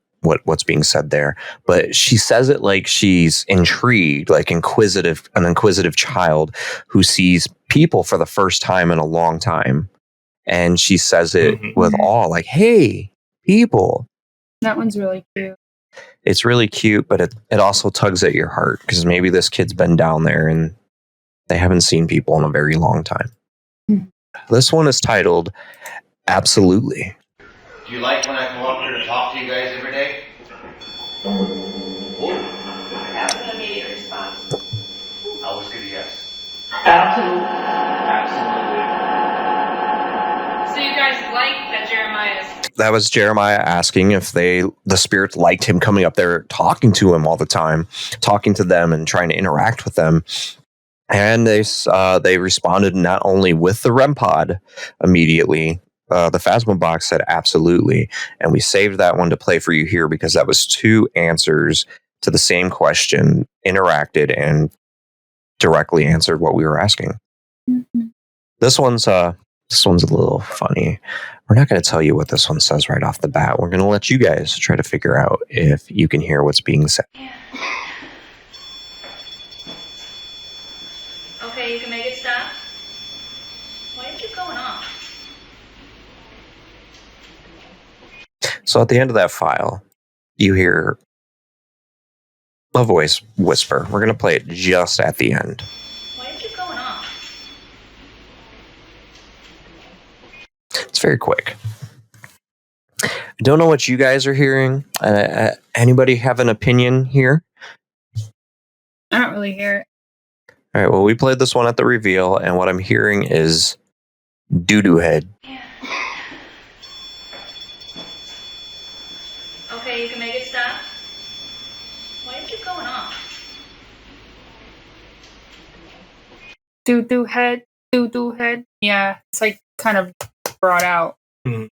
So I don't know who would be calling us a doo-doo head or why they'd be calling us a doo-doo head, but somebody called us a doo-doo head. And for us, that is the spooky dookie of the investigation because we didn't find any poop at Jeremiah's.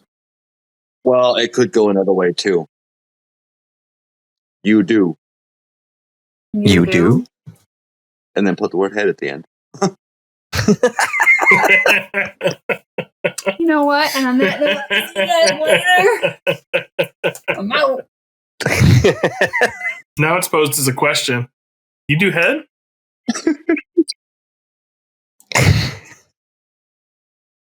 You know what? No. I mean, it would go with everything. The head does go with everything. Breakfast, lunch, dinner. You know what?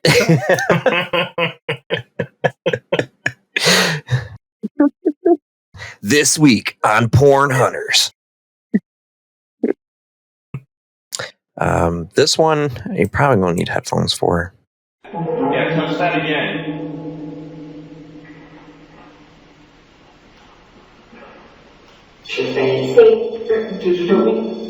So what I'm hearing here is right here. It's really low. I'm going to try to bring it up.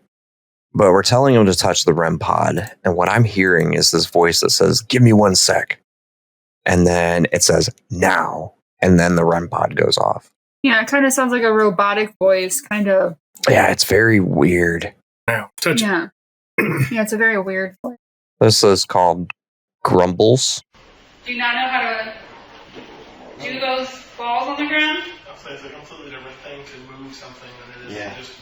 So right in between Sam talking, before she says balls on the ground, there's this grumbly, gravelly voice. And I cannot tell you what it's saying, but it just does not sound nice. We're going to turn this up.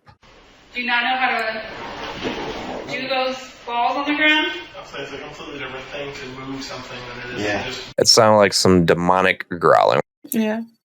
Now this next one, and I know we said we're building up, but we're gonna throw. And make sure you guys are paying attention here.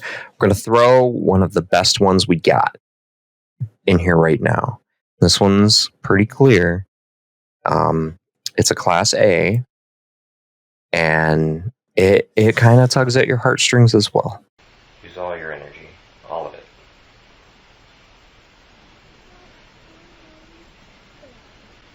So we got a little kid in there, and I'm going to amplify just the section where he or she talks. And we're asking them to use all their energy to communicate with us. And what we think we're hearing is this little child saying, I already did. Use all your energy, all of it.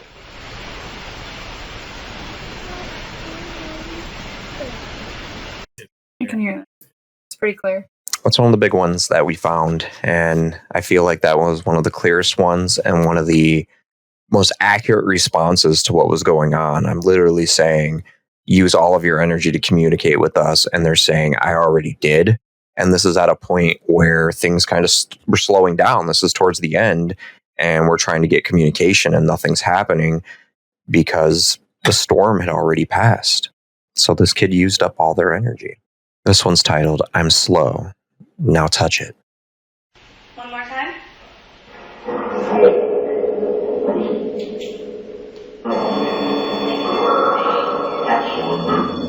Touching it. Is that action maybe? Touching it. Oh. Literally sounds like the Phasma box. This is another thing that we could say because it correlates with a REM pod response. It's like, I'm slow, and then quickly, now touch it. And then REM pod goes off. And that also goes with some of the other lives that we've done where you can actually hear one voice training the other one how to work it, like how to speak through the Phasma. Mm-hmm. Yeah, I've heard those where he has spirits that sound like they're teaching another spirit how to use the devices. Oh, they're very helpful spirits.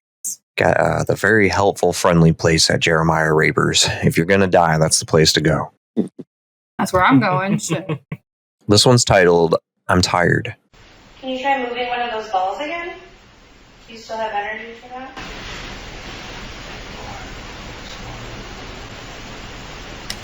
So did you catch the other part? Sorry? Yeah, he goes, I'm tired. I'm sorry. Yeah. Right after it. Can you try moving one of those balls again? Do you still have energy for that?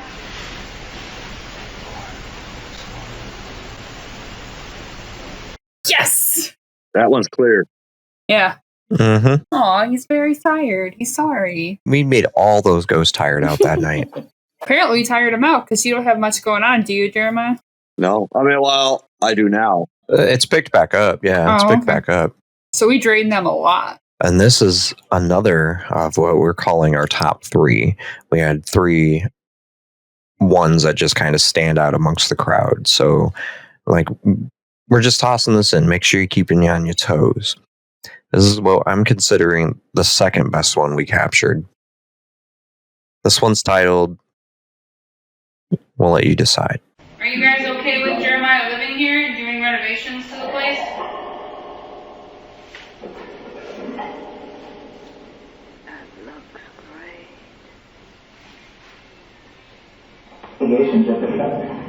Renovations Have been done. So you might remember that part from the live stream where we heard renovations have been done. But what you didn't hear on the live stream was only captured on this recorder. And that sounds like an older woman saying it looks great. So we're going to play it just from that part. This one's pretty clear.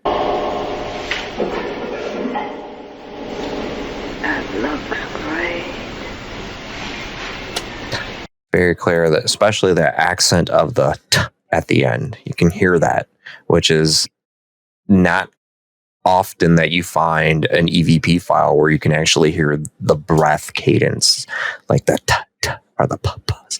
You don't really pick those up. What do you call those? Well, there's a word for them, and I can't think of them right now. It'll come to me later. Now, this one, if you've ever wondered how these spirits got into Jeremiah's house, If you ever wondered who's responsible for it, we tried to find the answer to that, and they gave us an answer, and the answer was right in front of us all along. How did you die?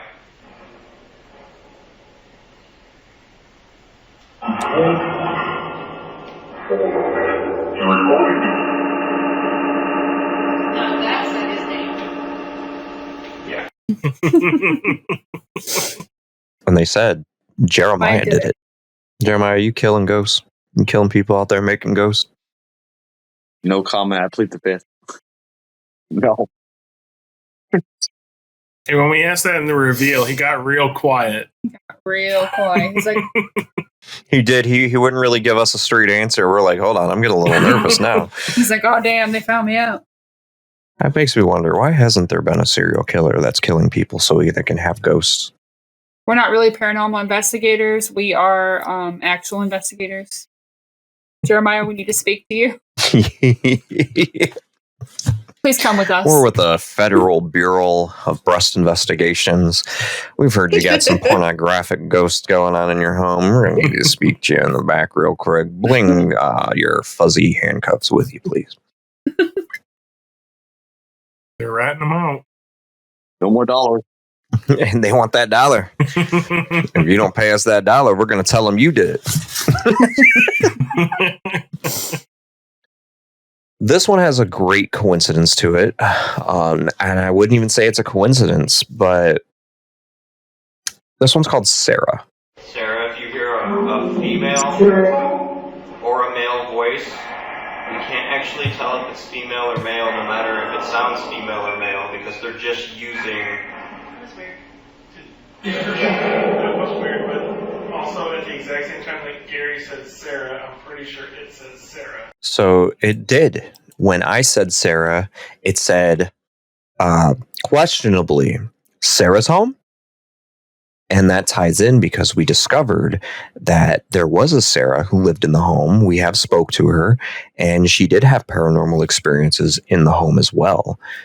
So for it to say Sarah's home just ties in with that. We're just going to play that part again for you because it just ties into the whole story of this place. Sarah, if you hear a female or a male voice...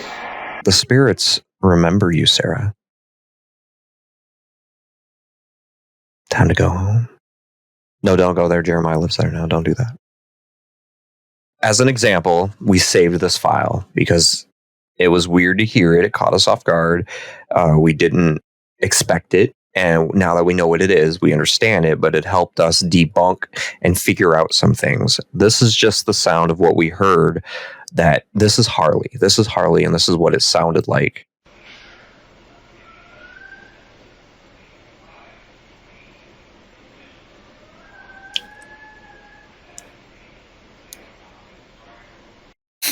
So Harley is whining for us, whining for everyone to come downstairs. We were upstairs doing the Estes method in the back bedroom at that time. And we saved that because while we were up there, we did not hear it. Not even a little bit. Those floors are pretty soundproof. I believe this one, we're talking about a REM pod. And I think it was Aaron who says something about like, touch that REM pod. And then we get like that REM pod right there, or that one right there.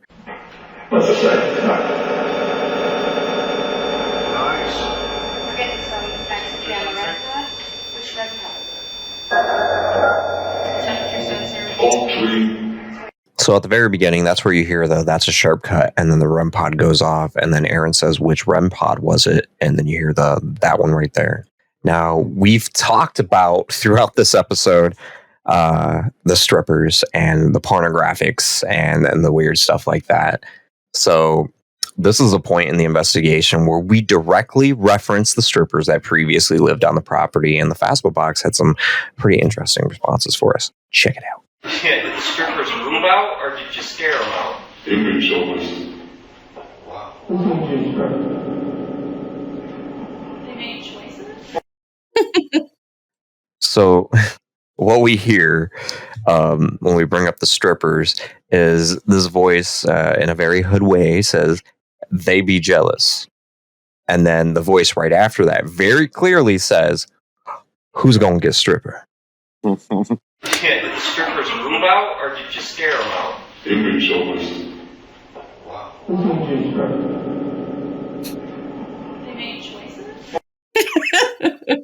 That's one of my favorites in the whole thing. That is literally one of the clearest, most accurate responses you could ever hope for from the Phasma box. He literally said, "Who's going to get a stripper?" You can't pick your ghosts. You know what I mean? You just can't pick them. Some spirit in that house was literally like amped up, like, yeah, they're getting a stripper. Now, I know at one point in the live stream, we had something happen, something came up. We all heard what sounded like a giggle. And the live stream in the chat, you guys told us you also heard it. This was not from any of the devices we had. We all heard this in person, but we did not know what it was. Now, the strange thing is, in person, it sounded like a giggle to us. But on the recorder, it sounds nothing like a giggle. Why does it give off spikes every now and then? What was that? Yeah. That didn't sound like it came from the box. So you can hear us all responding that we heard it in person. No one's been able to fully agree what it sounds like it's saying, if it's saying anything at all.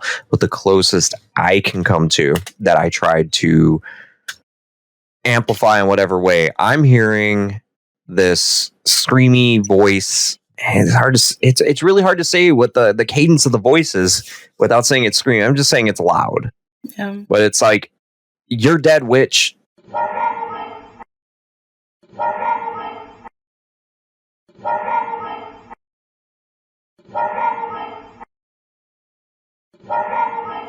I hear "You're dead, witch," but we can't be sure of that because I'm the only one who seemed to hear it. It's up to you guys. You tell us in the chat what you guys think it said. Listen to that a few times. I do hear it. We're winding up on the end of the EVPs, guys. So guys, get ready. Very soon you're going to hear what we think is the best file or the clearest. This one's just a happy one, man. Like, we asked what they felt about Jeremiah and Harley, and they gave us their answer. Do you like Jeremiah and Harley?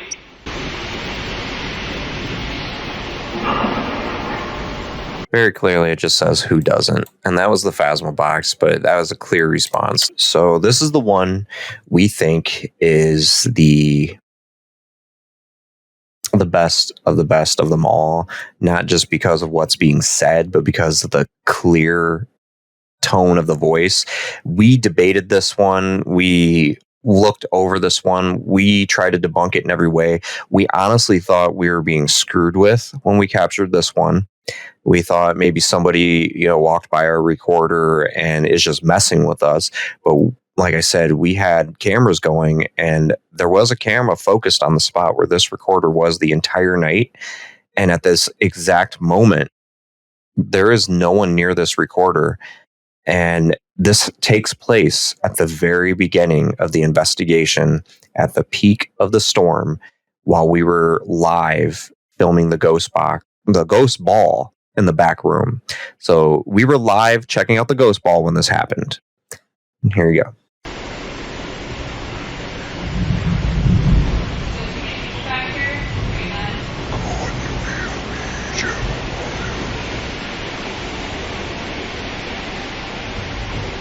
Now, there's been some debate over what's being said in this file. There's a couple things being heard. We had two, and then Jeremiah added a third. And I don't know if Jeremiah wants to add that third tonight, but I'm going to tell you what I heard. I heard, "Can you hear me, Jeremiah?" But the "can" is got kind of an accent to it. It's almost "con." So it's like, "Con, you hear me, Jeremiah." It's like some sort of Dracula type thing, I guess. It's very breathy and comes through. Now, Jeff heard something different. Jeff, what did you hear? I heard, at least initially, I can kind of hear what you heard after we did the reveal, but what I heard initially was, "God forgive me, Jeremiah."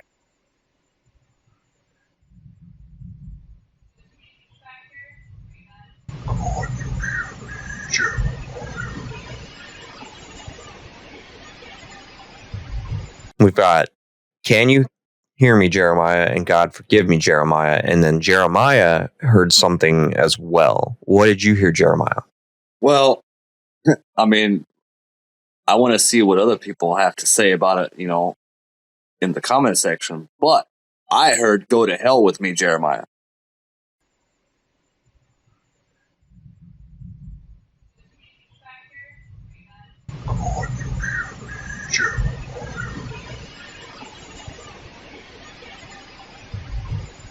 So there's a few words that are being said very quickly, kind of tying into each other. 3 possibilities between us that we hear. And we are going to leave it open in the comments to you guys.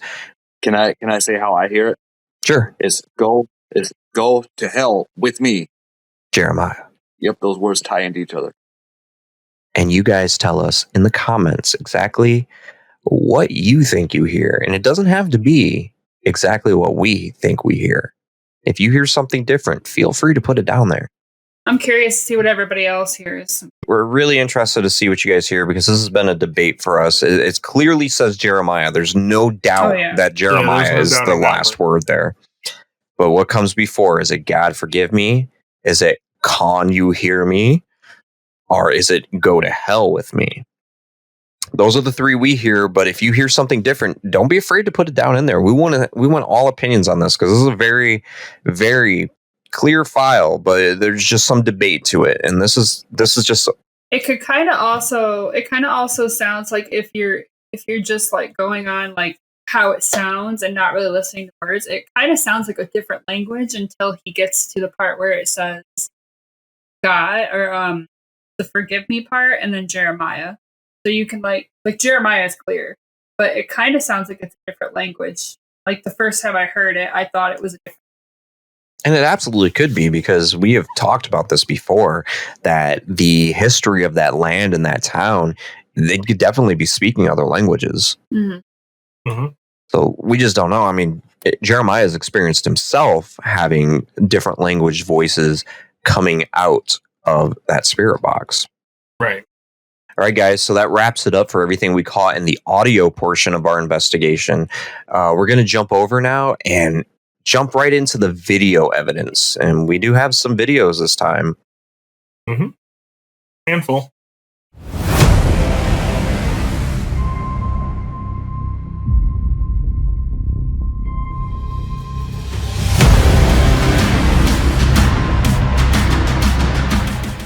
All right, guys, so this is the video evidence of what we found at Jeremiah Raber's home.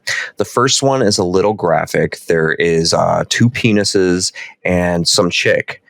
We're not sure if it's paranormal or not. We think it might actually be porn, but here it is. Jeremiah's sitting there like, wait, what? You didn't show me this. I was trying to figure out where this is going. Okay, so the first thing we're going to show you is something that was noticed on the live stream while we were doing the SLS camera. A few people pointed out that they saw this black ball move on the SLS camera around Sam. And we did capture that on the recording itself. We captured it more than once, but I saved and I'm showing you the most prominent one that we captured. So this is a black ball. We're not sure what it is, zipping around Sam here.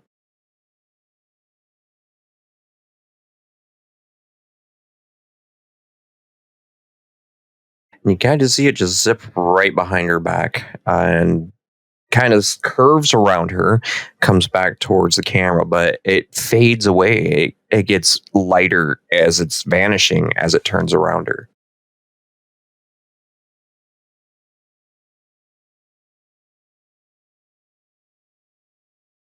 So that is a very strange anomaly.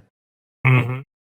The next video footage is what we were talking about earlier in the show, where Jeremiah had gone upstairs alone to do a REM pod session. And during the time he was upstairs, he did get interactions on the REM pod, but also something seemed to come out of the couch. You'll see something around the center cushion. and it kind of comes out, curves around, and goes into the cushion on the end that he's not sitting on. So let's check that out real quick.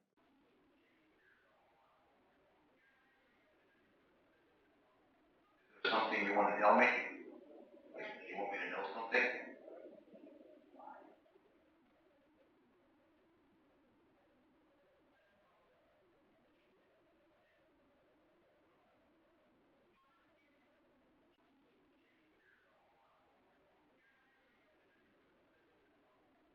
Something you want to tell me?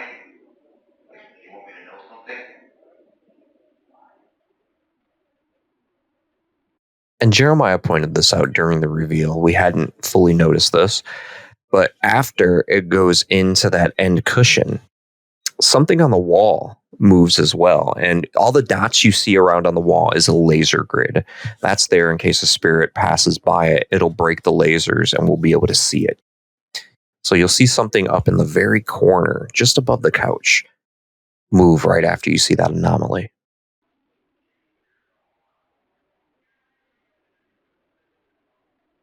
Something you want to tell me? Like, you want me to know something?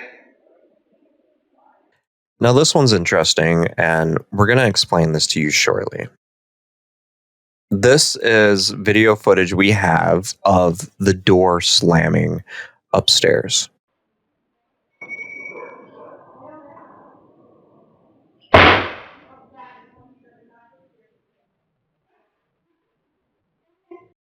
Oh, good. This is the one where I'm not involved. That one's coming soon. We are getting to that one, though. We're going to show that one. It's got to be on here. So the door slams on its own. And at the time, the storm was going on. We were outside. We were downstairs outside at the front of the house. And we were all checking out the storm, filming the storm. And the window in the room that door is in, there's no window there. It's just some grating. The wind was blowing pretty hard, and we think what happened was the wind blew the door shut, and then it can actually pull the door back open, which we'll show you in a video later. That's what happened. But Debbie pointed out during the reveal that just before this door slams, and I do see it, there is a shadow figure or some sort of shadow that goes by in the room just before the door slams.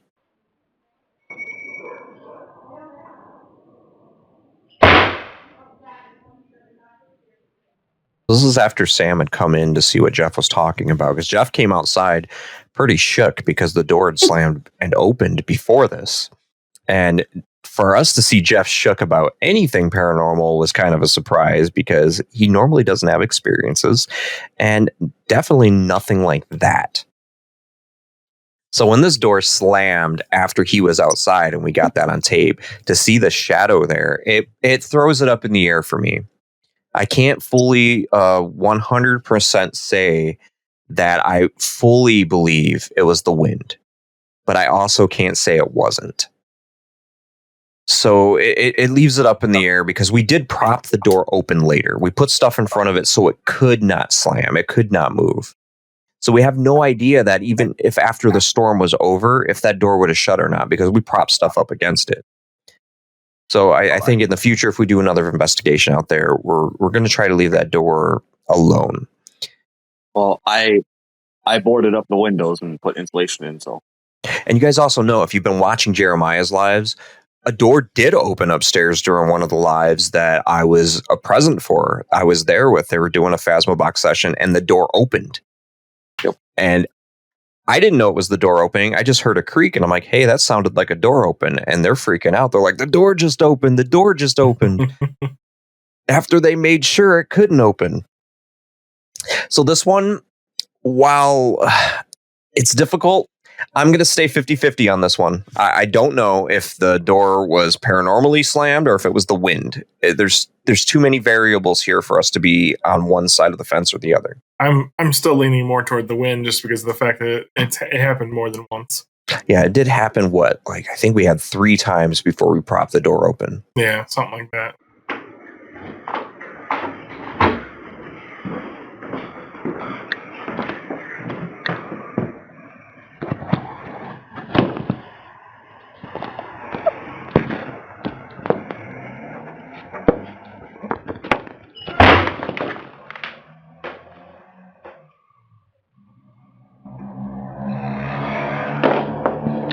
Okay then.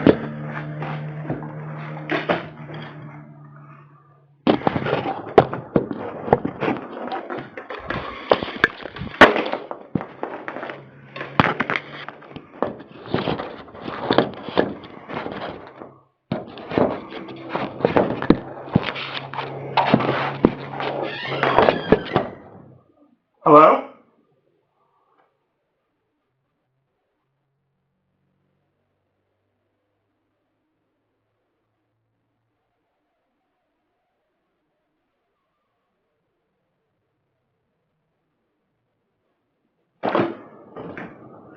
Okay.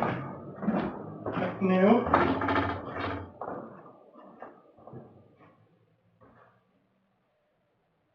Now, this one I don't think worked during the reveal. So this is some ghost balls going off.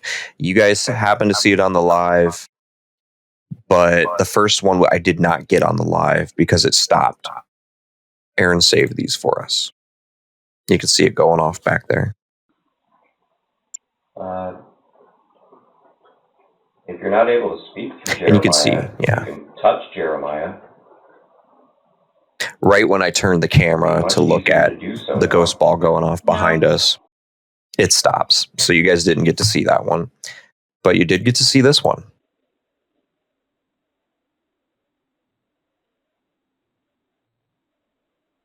No.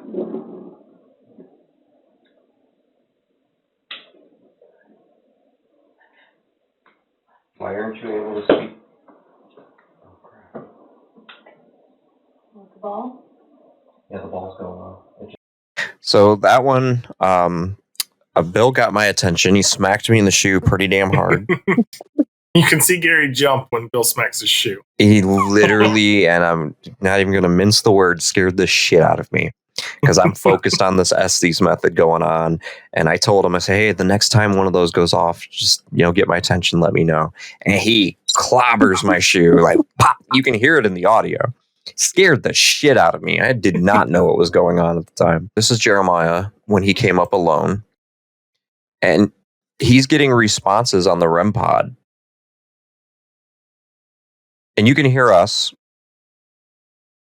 We're downstairs still having our break. And this is right after the boots session.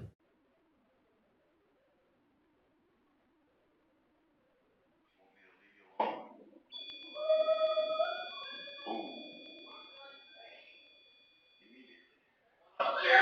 want me to go downstairs?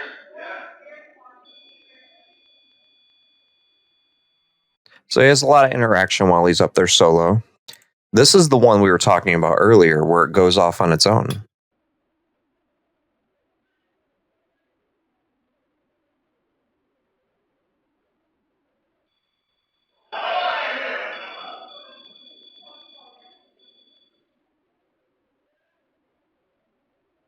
You can hear us cheer from downstairs as the ones down in the hallway are going off with boots. So this proves that during the time we asked Boots to light up all 3 REM pods, he did, but we didn't know it.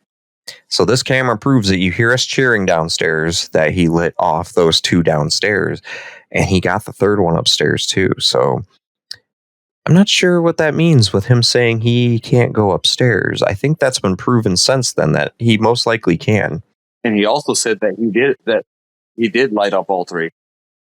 Yeah, he did give us the response that he did light up all 3.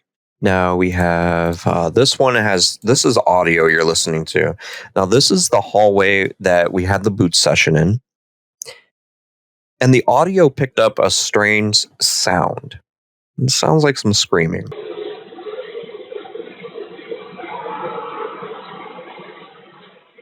Very weird. Because nobody in there was screaming. Aaron also captured this on the camera in the back bedroom. Sounds like someone's shushing us.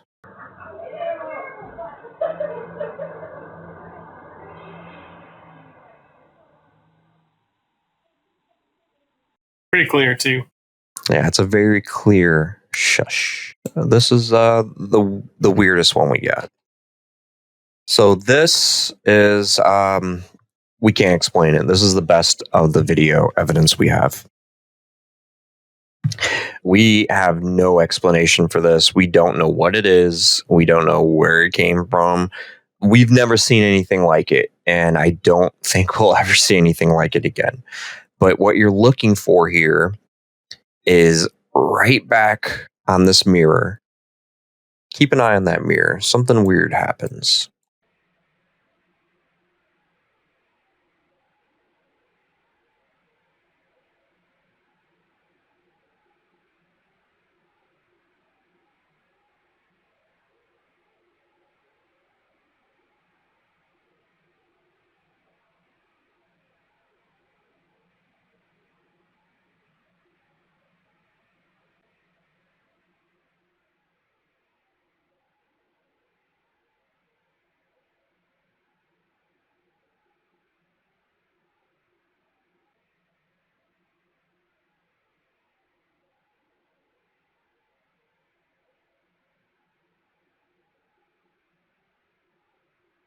So did you see that?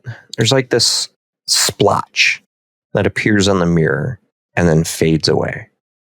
And we have a few theories on the types of things that could be. Jeff's already laughing, and I wasn't thinking about those kind of things yet. But we already talked about some type of possible... You've heard the pornographic stuff we've talked about earlier on, the pornographic things going on there. So let your imagination run wild at what pornographic things could have squirted onto this mirror. Ghost jizz. Let your imagination flow. Is it ghost ectoplasm squirt? Is it blood? Is it paint? Jeremiah recommended it, or thought it could be a hand touching the mirror and then fading away. Or Debbie said it could be breathing onto the mirror and letting it fade away. And Aaron thinks maybe it's some type of portal opening. Just a thought, a gateway, a portal. So that's a theory we didn't think about before until the recording of this. It could be a portal or a gateway opening up, and gateways and portals have been brought up several times during investigations at Jeremiah's. It was brought up during the Estes method, and it's been brought up in a few of his live streams since about gates and portals. So we're going to play it one more time, and you decide what you think it might be, because we can't be certain. We just have a few theories.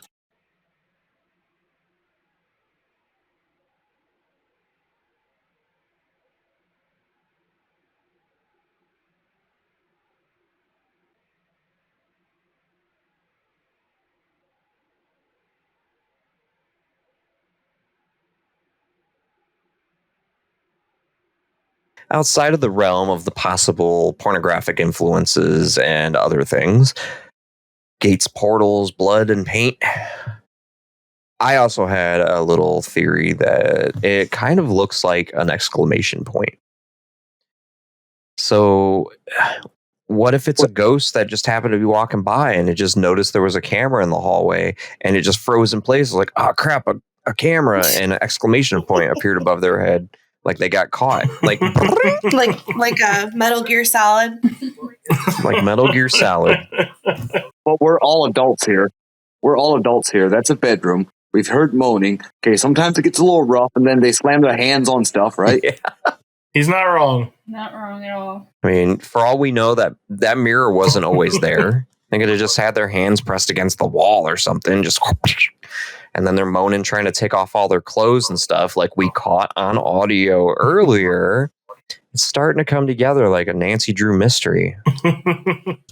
Or a Nancy Drew all over that mirror with her lust mystery. Wow, that was that was too much. Calm down, Zach Bagans. Calm down. It was at that moment I realized I was possessed by the lust of Nancy Drew.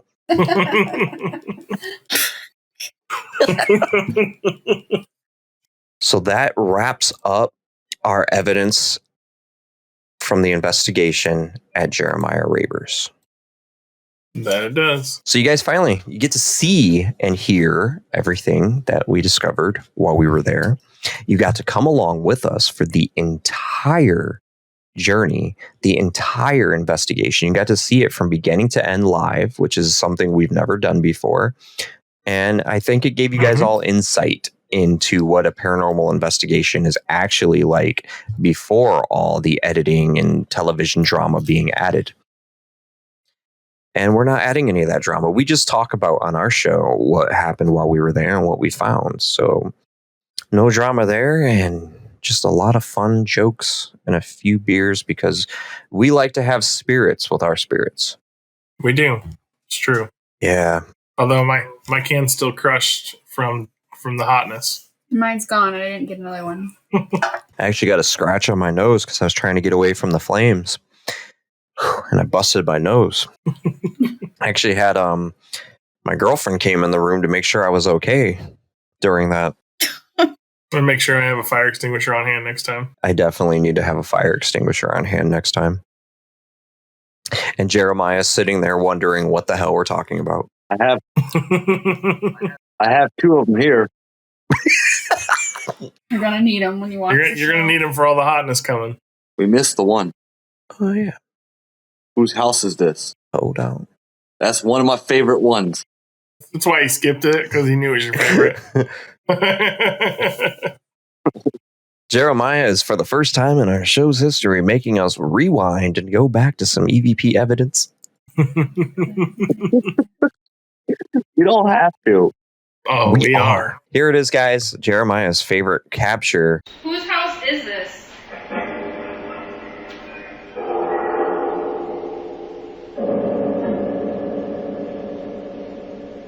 Sin.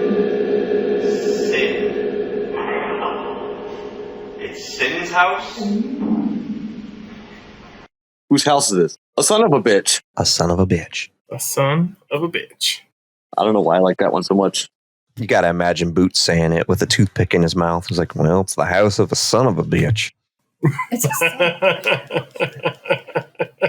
I'm a proud son of a bitch. So that wraps it up for us, guys. That's everything from the investigation at Jeremiah Raber's. We're sorry it took us so long to get it to you. But like we said earlier, life happens and we just have to deal with the punches that were dealt and roll with them as they come. So we did our best here, and don't be rude. Honestly, you're still getting our show a lot faster than we've normally put out shows, because we usually investigate a place and like 4 to 6 months later, you're getting an episode. It's usually record time. Three to four. It's usually 3 to 4 months. So getting an episode within 2 months for us is extremely good for timing, because we just have a lot going on in our lives and it takes us longer to get those episodes out. We're working on it. We're working on it. So we want to thank Jeremiah for having us come out and investigate his place. It was a freaking awesome experience. Like, so much activity going off. Yeah.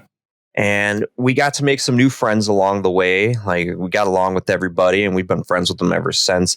And that is the other subtitle we are giving this investigation, because it is now known as the Never Ending Investigation. Jeremiah is doing his live streams over at Shadows of Reality Paranormal Investigations on Facebook. Look them up. He is still streaming, still doing investigations there. And he's even bringing new stuff into the house to increase the activity. He's got some new dowels in there. Is your dowel with you right now? Got it right here. He's got his new dowel that he found at the Mommy Antique Mall. So cool. Mm-hmm. She's from the 1800s. He's got 2 more coming, because I have that dowel's friend. This dowel was in the case with that dowel sitting next to it. So I'm babysitting this one for now. And I will tell you guys, it had some activity last night while I was editing together the trailer for the reveal teaser. I had the REM pod turned on in front of it, and the REM pod started going off right in front of my girlfriend. And then the dowel decided to start leaning backwards very slowly on its own. And this one has REM pod interaction, and the K2 keeps spiking nonstop. That's cool. Yeah, he had the K2 spiking on the first night. Plus, there's some other stuff that's been happening as well. There's other stuff been happening with the doll in his house, and we're going to leave that to him to reveal to you guys later. And then we have this John C. Reilly looking little lady heading to Jeremiah soon. And how soon will these dolls arrive there? Well, that's something we get to tell you now because we're going back. We're going back to Jeremiah Raber's house this November 5th. And it's not going to be like the investigation we just did. We're going to change things up a little bit, and we're going to give the spirits a different opportunity to communicate with us in different ways. And the ways we chose for that to happen is we're going old school. We're going very old school, Victorian style, and we're going to conduct a seance. And we're going to try to get these spirits to come through in a seance. So what does that mean? A seance to us? Well, we're going to be going into some trance modes. We're going to be doing some automatic writing. There may be a Ouija board. We're going to use things of divination to bring them through using the connective power of everyone involved. So we're going to be using our own energy to bring the spirits through this time. So look forward to that November 5th. And there will be some new stuff here that nobody knows about. Oh, we like secrets. Except when you're not telling us what they are. It's true. And shortly before the 5th, we'll probably do some lives because a couple of the team members are going to New York. And we're going to try to do another investigation at Indian Hill. That's right. At least a small one. And we'll probably do some lives up there from a couple of the really old cemeteries and some cool stuff up that way. So look forward in between now and then. They're going to be in New York. They're going to return to Indian Hill Estate. You can go back and watch our episode about our experience there and our investigation there. I will not be going for this one. I'm staying home on baby duty. And also because the last time I went, I got a fucking concussion and they let me go to sleep. Why would I want to go back? We did. We were not good friends. We're not good friends when we're tired. Well, Gary, you probably shouldn't go to bed. All right, good night, Gary. Like, half hour later, they're like, good night. Erin's a nurse, and she still was like, see you later, Gary. You be fed. Jeremiah's got the look of shock on his face when he heard that. But yeah, if you go back and watch our episode, I busted my head pretty damn hard on the ceiling because it slants in a really weird spot right by the doorway. And every time I stepped up to come out of that door, I busted my head, and I did it twice. And the second time I was dazed as hell. I hit it so damn hard. And Erin's like, probably shouldn't go to sleep tonight because you might have a concussion. But then when it was bedtime, they were like, all right, good night. Well, we didn't say we weren't going to sleep. We just said you couldn't. That you shouldn't.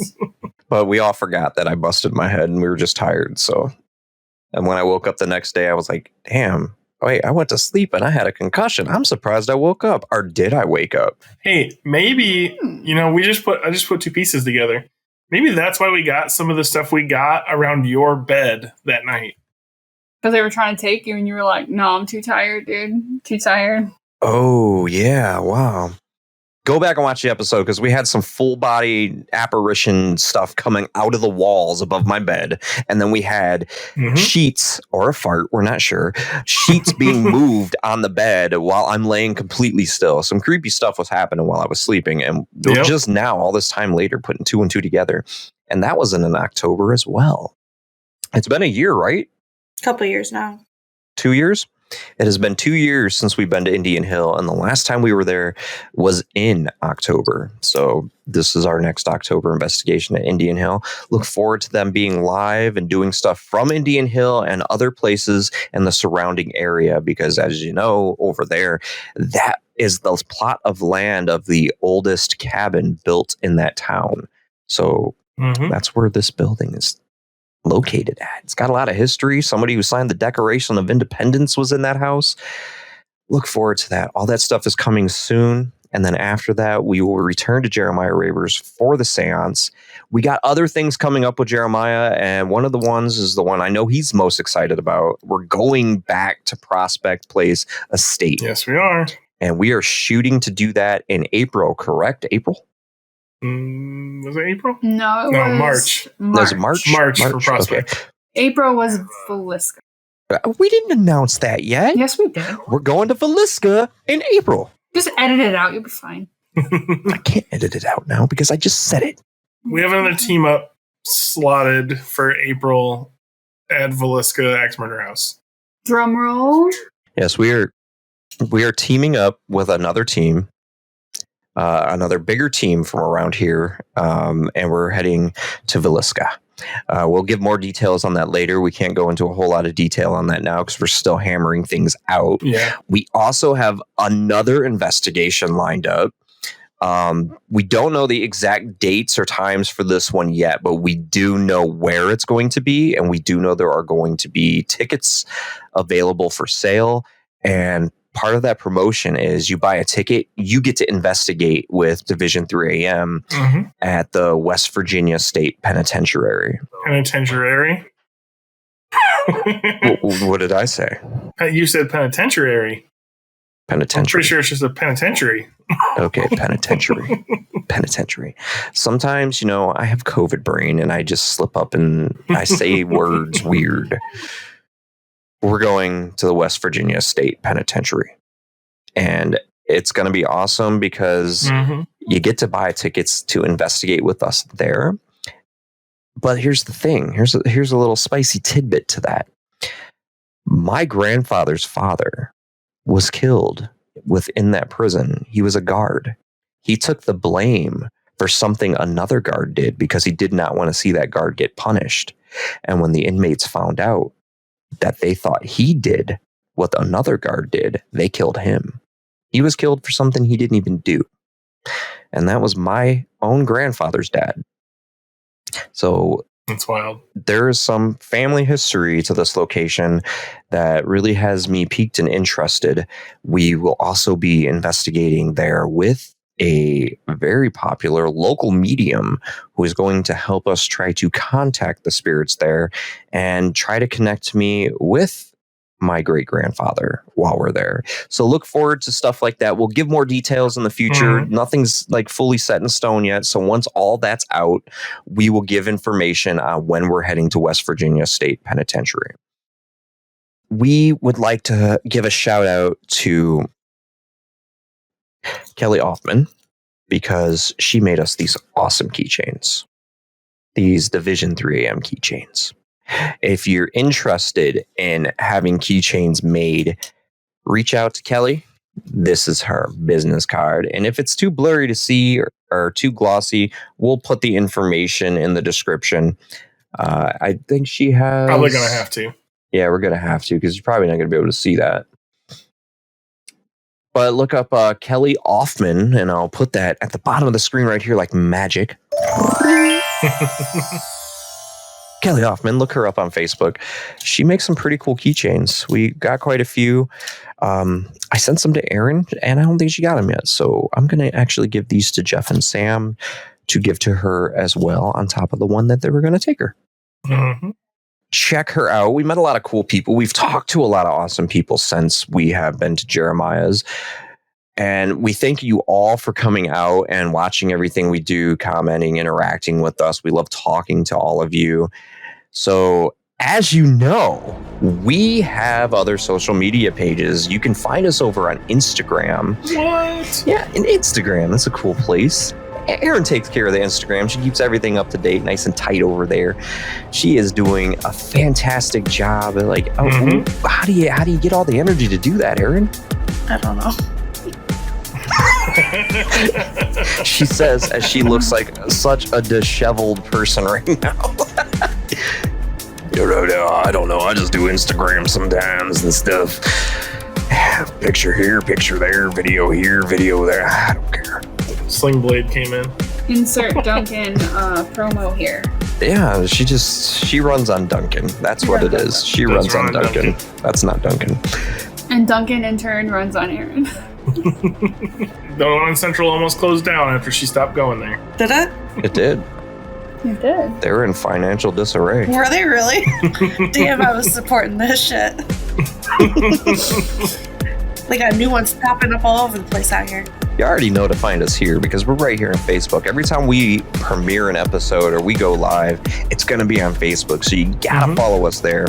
You might be watching us on YouTube, but if you want to stay up to date, follow us on Facebook. But we are on YouTube, and every episode we do, all the videos we do, we upload them over there so you can check them all out over there. We keep our evidence stored there too. So if you go to our website, careful, it's haunted, division3am.com, we have all of our evidence from every location we've ever gone to. You can go listen to all our audio, check out all our videos. Everything we find gets put on our website for you guys to check out. So definitely check out everything at division3am.com. And then we also have a TikTok going right now. Sam runs our TikTok. You can find that address right here. Go follow us over there. We're still trying to reach our 1,000 followers so we can do live streams from there. I'm at 660 something. Come on, guys. Give me to 1,000. A little more push. A little more. Check that stuff out. If we get enough followers, we're going to start doing live streams from TikTok. So you'll have multiple places to go watch our live streams from multiple different angles and locations and different inputs. You'll basically just have an infinite show if we're streaming from Facebook, Instagram, and TikTok at the same time. True You'll story. have so much content. You'll literally see every investigation from all sides. And if you get us to 1,000 before we head out for the seance, we're going to have a whole nother angle for you to see from the seance. So go follow us over on TikTok because Sam's making that stuff bougie. I'm trying to. Check out all of our social media pages. We keep those things updated and we add different things to each page. So you're getting a little different experience on each social media platform. Also, recently, I've been getting a lot of friend requests on my personal page, and I'm sorry, guys, I just can't accept people to my personal page because, you know, it's my personal thing with my life and my friends and family and stuff like that. So I do have a fan page started right now. Jeff did mention that he's going to be eventually making one himself. Aaron's putting that off for a bit, and I'm not sure Sam really cares about that right now, do you? No. She doesn't. If you like me, you can find me. If you like her, you can find me. If you like me and Monk, then you will find me. Time after time. Time after time. She said, not on my fan page. And there's your copyright strike. Yep, right there. I did it. You have to edit that out. I do have to edit that out because I can't get copyrighted for singing time after time. But you can go find me over on my fan page. Once I reach a certain amount of followers, I'll probably start doing more live streams over there, just random ghost box sessions and stuff whenever I feel like it. I also, and most of you probably don't know, I do tarot readings, oracle readings, tarot readings, lots of readings. Hey, don't be plugging yourself. I've been practicing for a long time. So if you guys want to buy some readings, get some insight into your life, follow my page. Just follow that with the magic.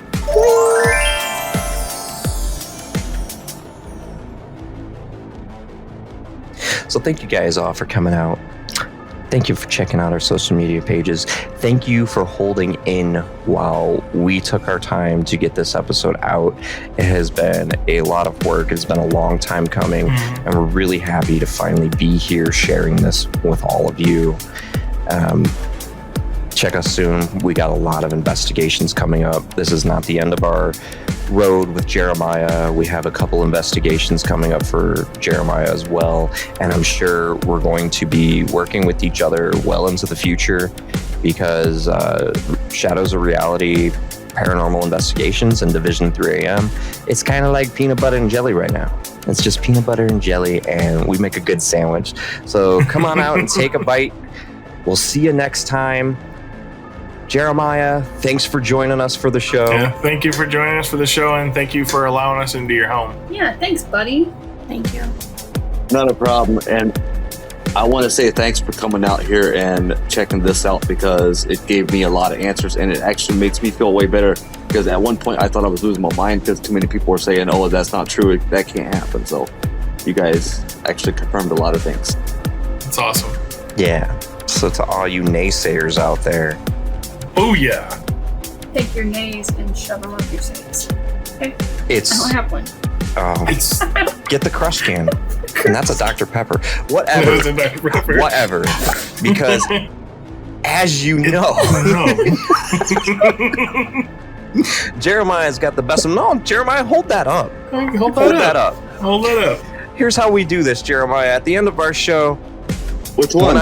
When I say whichever one I think the Frankenstein one, he stands out. When I say, as you know, I'll say it's, and then all of us at the same time say, we try. 3 a.m. somewhere, and then we do a cheers, take a drink, and end the show. We have yet to get the 3 a.m. somewhere all synced on this platform. Yes. All right, so as you know, it's 3 a.m. somewhere. Holy shit, we did it. Oh, I didn't take a sip.